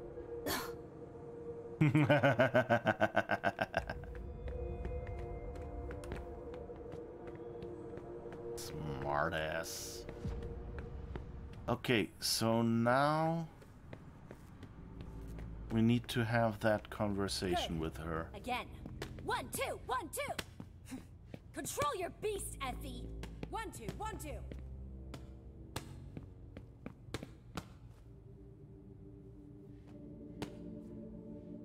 Okay, so the redhead is Effie, I guess. We found a note from her inside there. The geeks answered Randall's call. They'll be here tonight. I need 2 volunteers to clean up the docks before they get here. The door's closed. There's no way to open it from this side. And I think this is the door that was locked when we got stuck with the bug.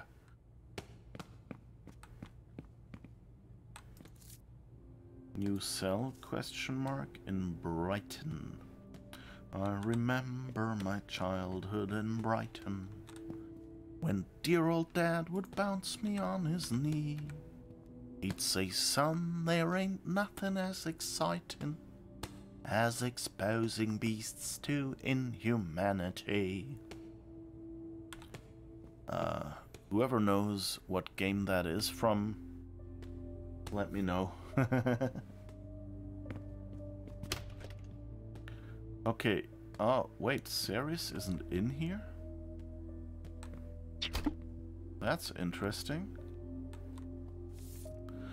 I went to check Hangar 19 earlier. It's a fucking mess. The place is disgusting. There are homeless people everywhere and it reeks of vomit.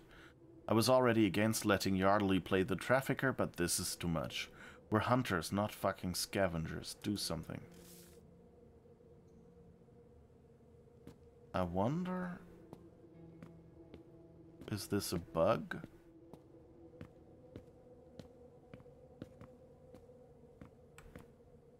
Or is this a difference if you convince Raffi first? Rafa.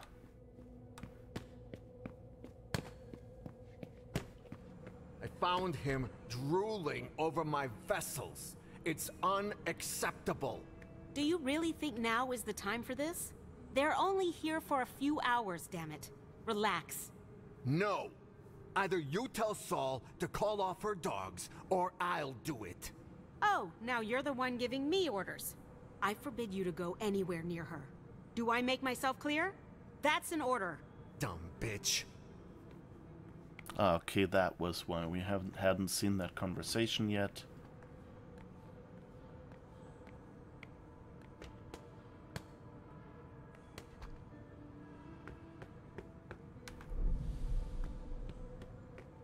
Okay, and we can't get up there. But yeah, this is the roof over which we got there.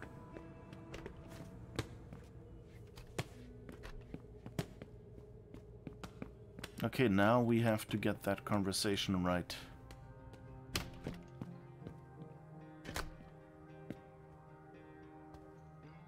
Ceres, I need to talk to you. Randall told you to leave. He didn't say when. Oh, you think you're clever. What do you want? Okay, so we only have that one choice. So doesn't really matter what we pick. We have to talk about the SI. There's nothing more to be said. Randall was perfectly clear. He's making a mistake. The whole city's in danger. Don't waste your breath. I don't listen to the court's underlings. Now get out of here. Ceres, just hear me out. Get out. God damn it. If I want them to back me, I need to find a solution. Interesting. So there's really no way... Look who's back. I know you missed me. Okay, we can't talk to her. I'll be going now.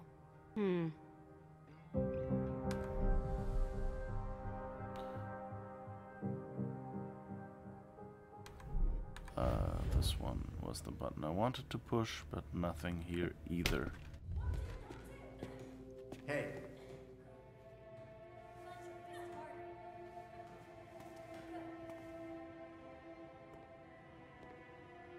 I don't remember that he called us out.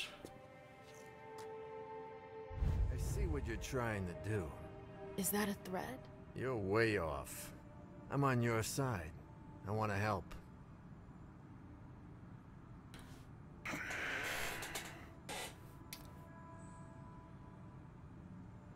So that sounds like he's the only way.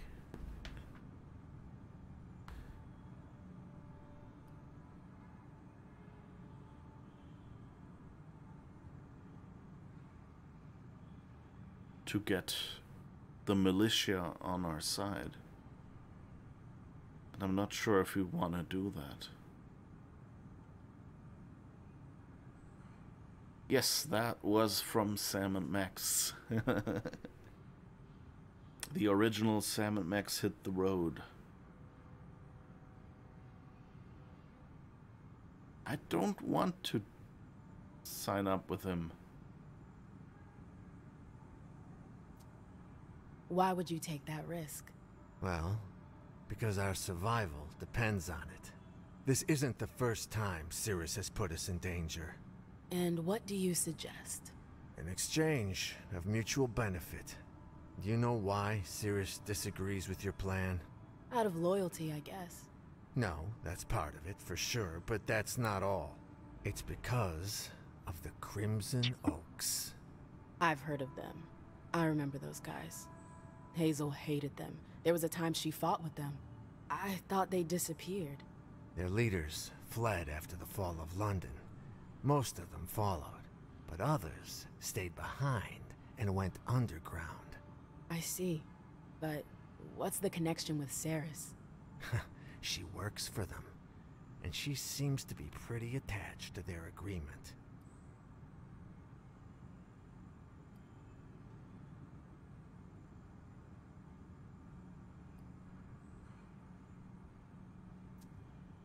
And you're not? Hell no. I was there when those bastards were running around terrorizing everyone. Fuck them. If Ceres works for them, that would explain why she won't help Hazel. Yeah, but I got a plan for that. It won't be pretty, but it'll be good for the both of us. You in? Alright. So the second time we have this question. The first time, you know, if we ask him, can you tell me more? I need more details. Not till you agree. So, are you with me or not?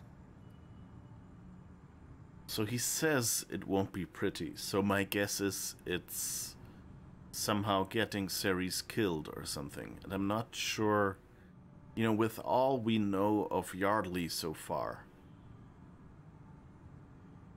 And there's one thing that you haven't seen in this stream that you saw in the last stream, which is that box with the body in it.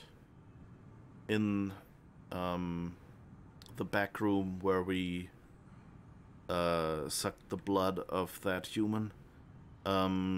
If we use our Auspex vision there, we actually find out that Yardley killed one of his collaborators. And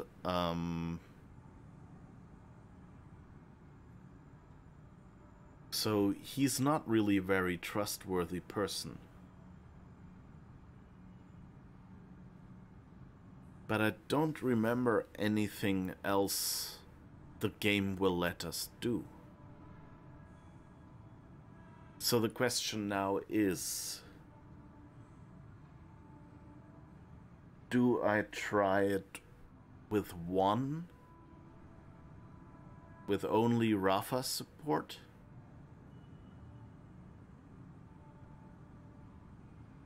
Do I try it... Like, I tried saying no way here and going back to Ceres, but there's no dialogue option to, you know, rat him out to her. Not that we know anything. And the question is, can we rat him out?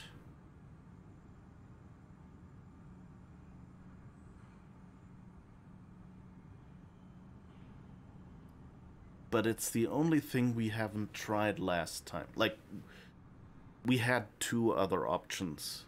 We had the option to go to Saul and say, hey, forget this, I'm leaving you Anarchs out of it. And end the mission that way. Or we can go and say, hey, let's try going to Thane with only Rafa support. I couldn't get support from Ceres.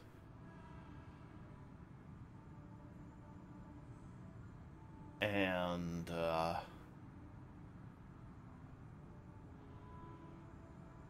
so this would be the third option to get out there. If we agree to him, to help him, The question is, are we given another chance to betray him after we say yes here?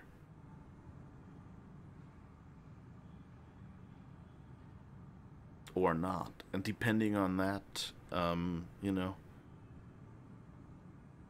like if he tells us what he wants to do now, like in real life, I'd go to Ceres and, you know, tell her, hey,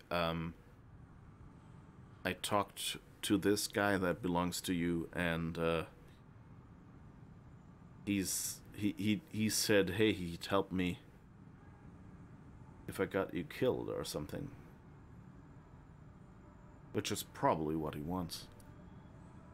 But I think, since it's the only choice we really have, I guess we'll try that.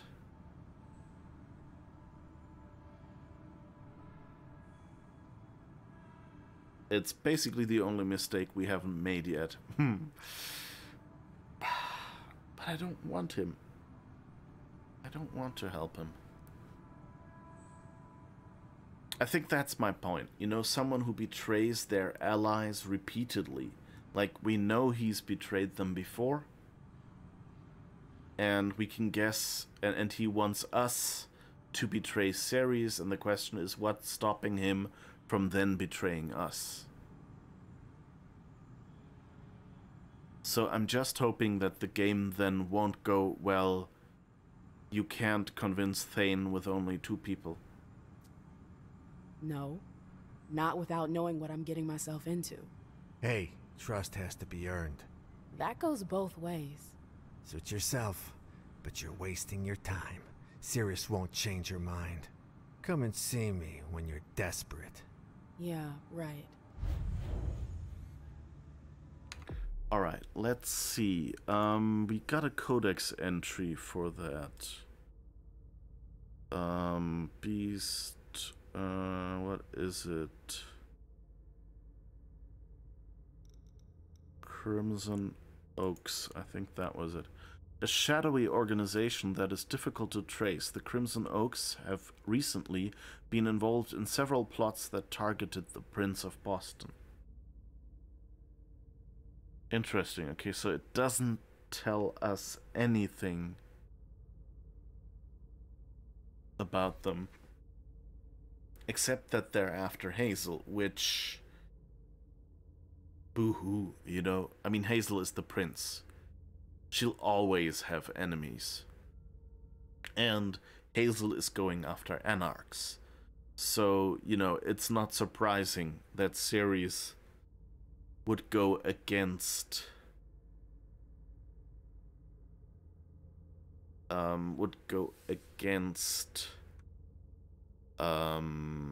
the prince and with the enemy of her enemy, of the Crimson Oaks. So...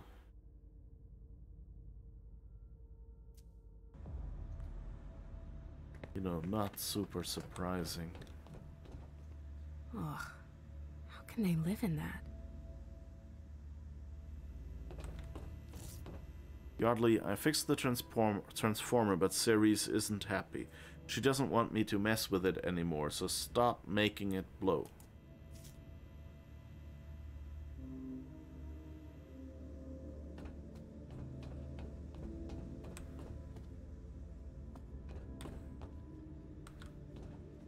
Okay.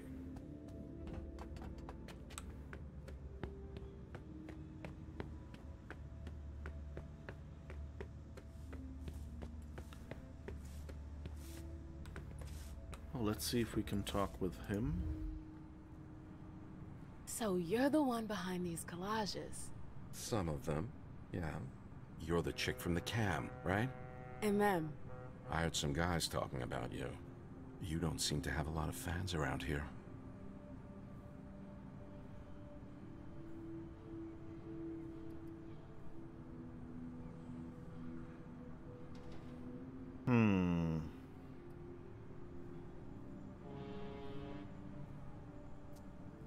I represent everything they despise. It's natural for them not to trust me. I don't blame them. You should watch out. Not everyone is as forgiving as you are. Oh, because you are? I don't have anything against you. We're all just trying to survive, right? Even if I'd rather see your prince burned to a crisp in broad daylight. There are a lot of you who feel the same way. And not just here. Answer me honestly. Are you here because you believe in her? Or because you were forced to come?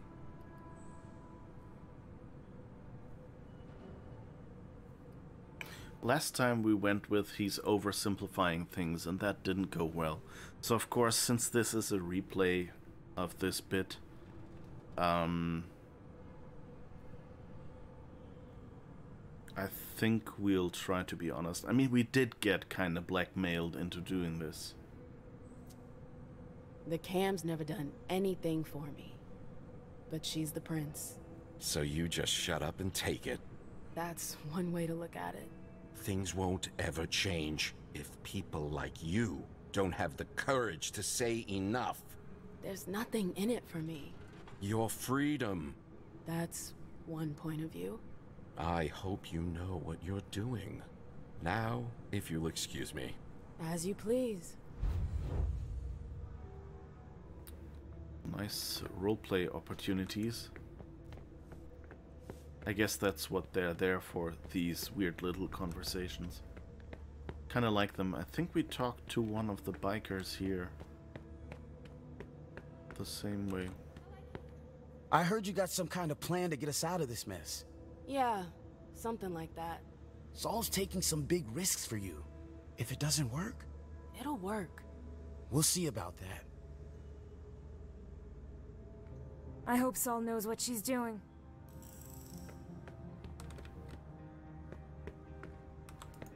Nice bikes. I'd love to take one out for a spin. All alone on the open road, driving from city to city. With no responsibilities, no prince.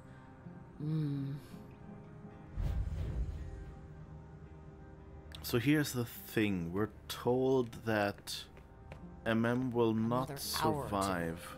Until then, stay cool. Saris and our bunch are on edge tonight. I don't want any trouble. Got it? Yeah.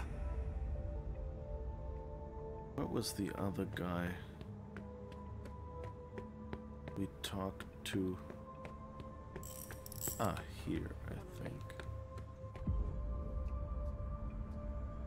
You. What? I sense fear. Why?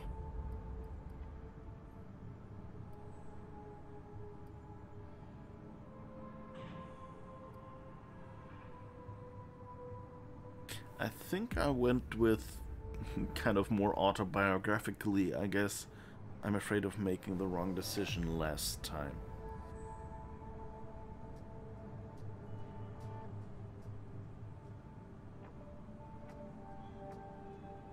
Or, so the question is, do I want to change it up now? I mean, that was a pretty successful conversation last time, wasn't it?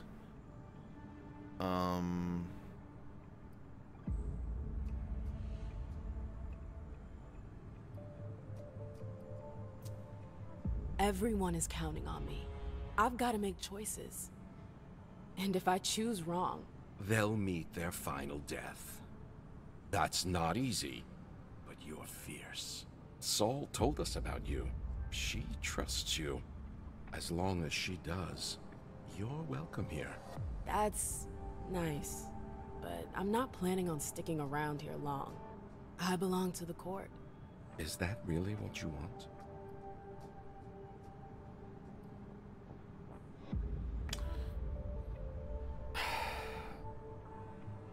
I think last time did we say I don't know? I'm a little closer to no today, just for the reason that, you know, we, like at the start, I kind of discussed that she really, if she wants to keep her life the way it is right now, she wants to keep her achievements, her riches, her clubs, then she has to be with the Camarilla, But if she goes with the Anarchs, that will all disappear. I haven't felt at home there in a long time. So then why stay? I don't know. I've got my clubs, my contacts. Hazel leaves me alone. Leaving would mean letting go of all of that. That's your fear talking. Yeah. Thanks for answering. He's nuts. I don't remember her saying that. He's nuts. But it's, you know, they're nice people here. You don't want to get them killed.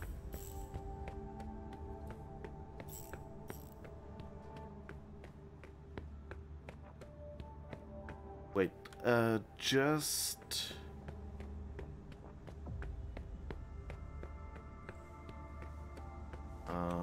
where here is the building? Dock 19, yeah. I don't like this place.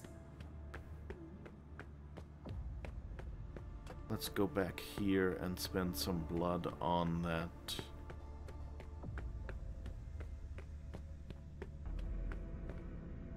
I think we already read that, right? Yeah.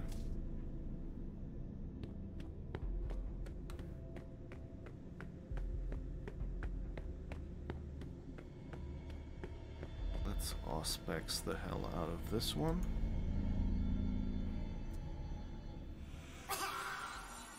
Wonderful. It's done. Well? It's done. What about the contact? The girl was nervous at first, but it worked out. She said she'd contact you. Wonderful. So, we're good? For the blood, I mean. My cooks. It's starting to become urgent. Of course. Come here. Thanks. I think we make a good team. If you say so.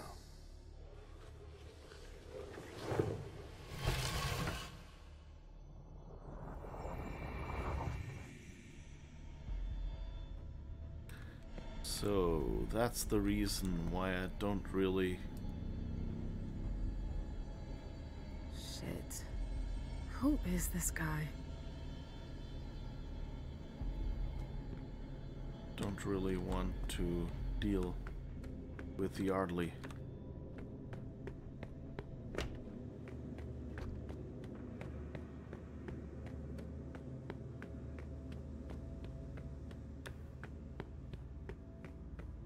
But so now I have to have a decision to make. Like, going in that upstairs area didn't help much.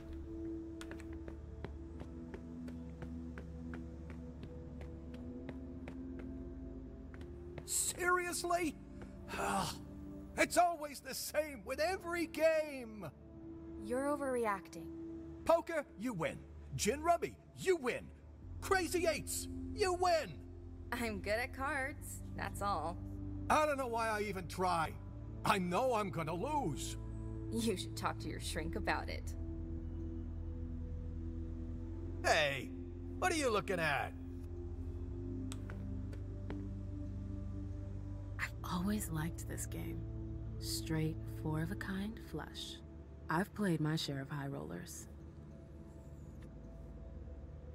Hey. What do you want? This whole domain, the warehouses, the docks, does it all belong to Thane? Yep. Seems awful big for just one guy. He's not alone. He's got us. And then there's Ceres' gang. Do they live here? That's one way to look at it. Thane shares the domain with them. That's generous of him. Logical is more like it. He keeps his friends close. Does Thane treat his retainers well? Well... Come on. It's just between you and me. It's just that... we don't get to talk to him much. Never, actually. He ignores us most of the time. You've never spoken to him? No. We get our orders from Ceres. Thane, we're not allowed anywhere near him. I'll leave you to your game. Later. Yeah, that's something... Oops. No, that was just a desk light. So, here's the thing. If we go over there...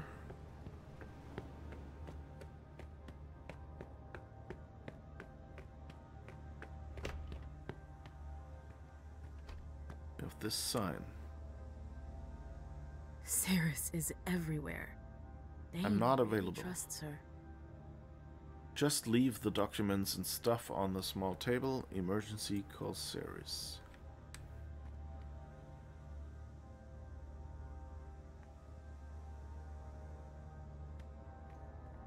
Oh. Key from quote. Rockfowl instruction. Estimate number. This facade work. Description. Assemble scaffolding. Change damaged panels. Install new panels.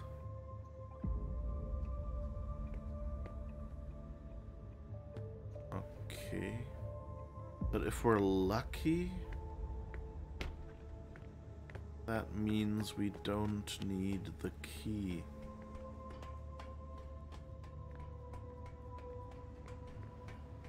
We don't need to lockpick this room. Is that the right key? Yeah.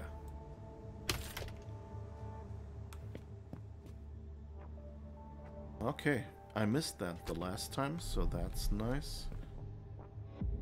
And I can celerity my way up the roof.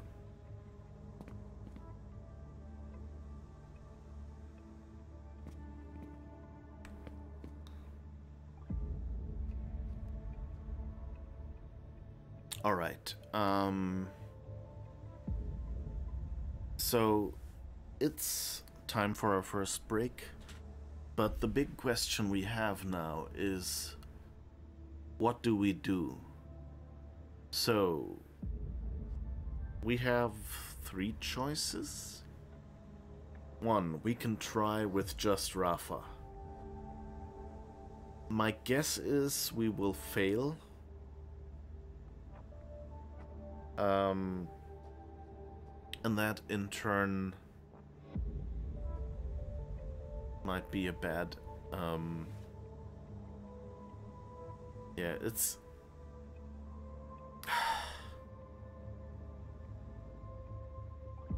so yeah, that might be one choice. Another choice is we could try to hook up with Yardley, who will probably betray us.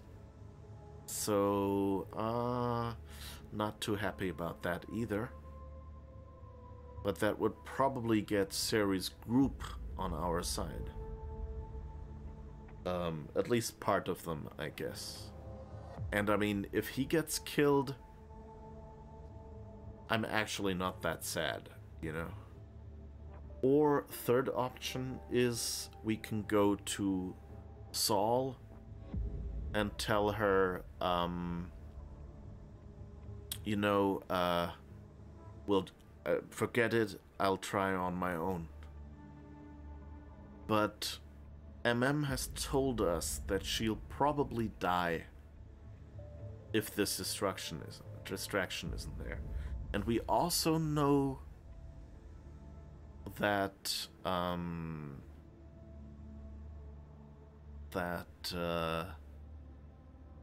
Caleb needs the distraction as well. So that's a bit of a problem. I'm also now wondering, remember it said something about us not having recovered all our memories in a previous mission. And I wonder if this Finn guy that Yardley killed is maybe related to one of Emem's memories. That would be kind of a clever way to do it, you know, to just say, no matter what order you do it in, the last one is this important memory for the later mission. And so, if you don't recover all your memories, you cannot achieve, you know, you cannot betray Yardley, and you have to side with him.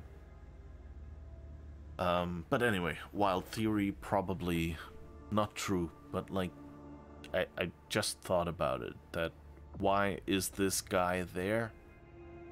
And why don't we know anything about him after seeing this? And we have nobody really we can talk to about this.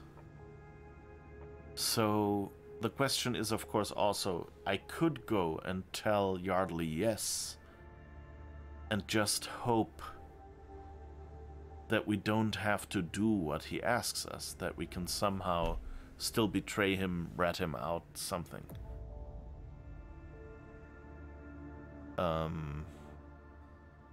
And if that's the case, then maybe saying yes to Yardley is not as bad a thing as I think.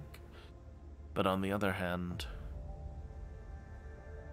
And the question is, you know, is it Emem... If Emem really dies as a consequence from this, and if she knows that, you know, if she believes that, then she'll go, well, better Saul dies than me. You know, better survive as someone who has betrayed the Anarchs than die as someone, you know, who just for a few Anarchs, you know, she doesn't get to keep her clubs if she dies. Then she's just dead. So, from a purely selfish point of view, you know, the question is, will Emem even risk her own life in this situation?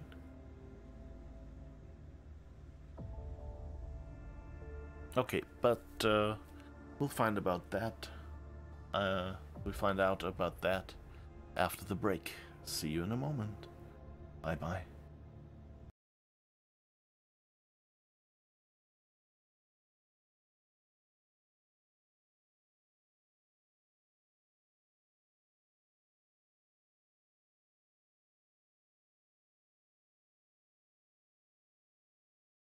Just a formality. Of course. Oh-ho! What's this? I knew you were up to something. Ruining my career with the toy mafia wasn't enough. Now you want to cost me this job, too? It must have fallen into my pocket while I was looking at your beautiful ceiling architecture. What mafia? Don't try that again, or I'll have to get ugly. I guess a lot of people have done it already. Yes, but I always... Hey! Let's just risk it. Oh, leap of faith, yeah!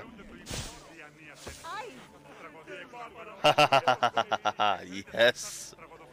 Thank you! Ooh. Sorry, another photo up. This time, selfie.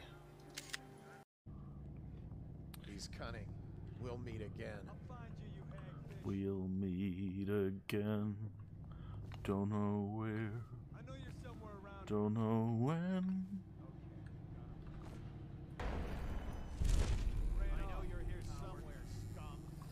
But I know we'll meet again some sunny day. So where's Dr. Goodnight? Upstairs, apparently. Good night, sleep tight, and when you dream of bees, not the bees. No, wait, wrong movie. I'm Guybrush Threepwood, mighty pirate. And you are? Joaquin Jacinto de Mera Alfonso de Oro, treasure hunter extraordinaire. What were you doing down there? Nothing. It looked like you were playing with dolls. They're not dolls. They're polyarticulated porcelain power pirates. polyarticulated porcelain power pirates. Okay. Anyway, what would be wrong with dolls, please, sir? Guybrush? And now we need to generate only aardvark. But in the case of silly balls, for example, which is in aardvark, its path is data, test data, aardvark, silly balls. Never thought I'd say. Here it's really hard in these mountains to find actual leap of faith spots that won't kill you. I guess here that should work because there's water, just in case. Let's quick save. And let's try that. Yeah, it is a leap of faith spot. Thank goodness. Okay.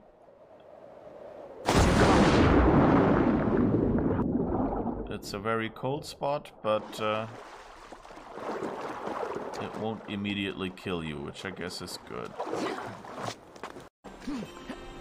Oh, the dump truck is pulling up outside and flashing its warning light at me. It's a very hectic flash signal light this time that they have on their dump truck. That's interesting. Usually it's, you know, slower blinking on and off, and now it's kind of like bloop, bloop, bloop, bloop. So much from the dump truck story outside Uli's door.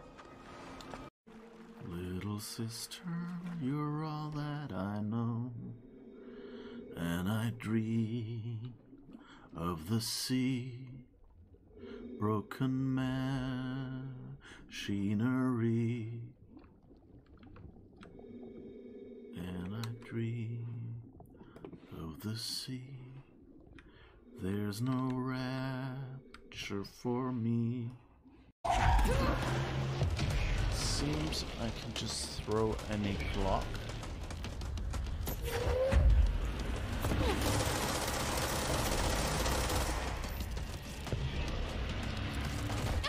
Oh no, what did it do? Like a split second. Like it just opened up and I couldn't even, like, is it faster? Did anyone see? Yeah, I hate reloading. I mean, it's my fault for not stopping to shoot, but still. But, yeah. So, I'm not super good at this web slinging, as you see, but it's fairly intuitive, and you can even, like, random button mashing essentially lets you get there pretty well, and it's fast and it's acrobatic. It's how web slinging, like how you'd expect Spider-Man swinging through the skyscrapers to feel. It's amazing.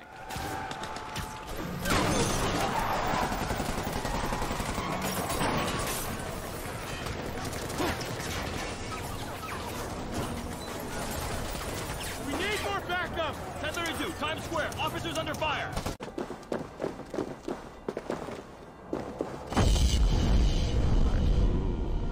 Get a nice view of these icy cold ranges and the northern lights. Yeah, yeah.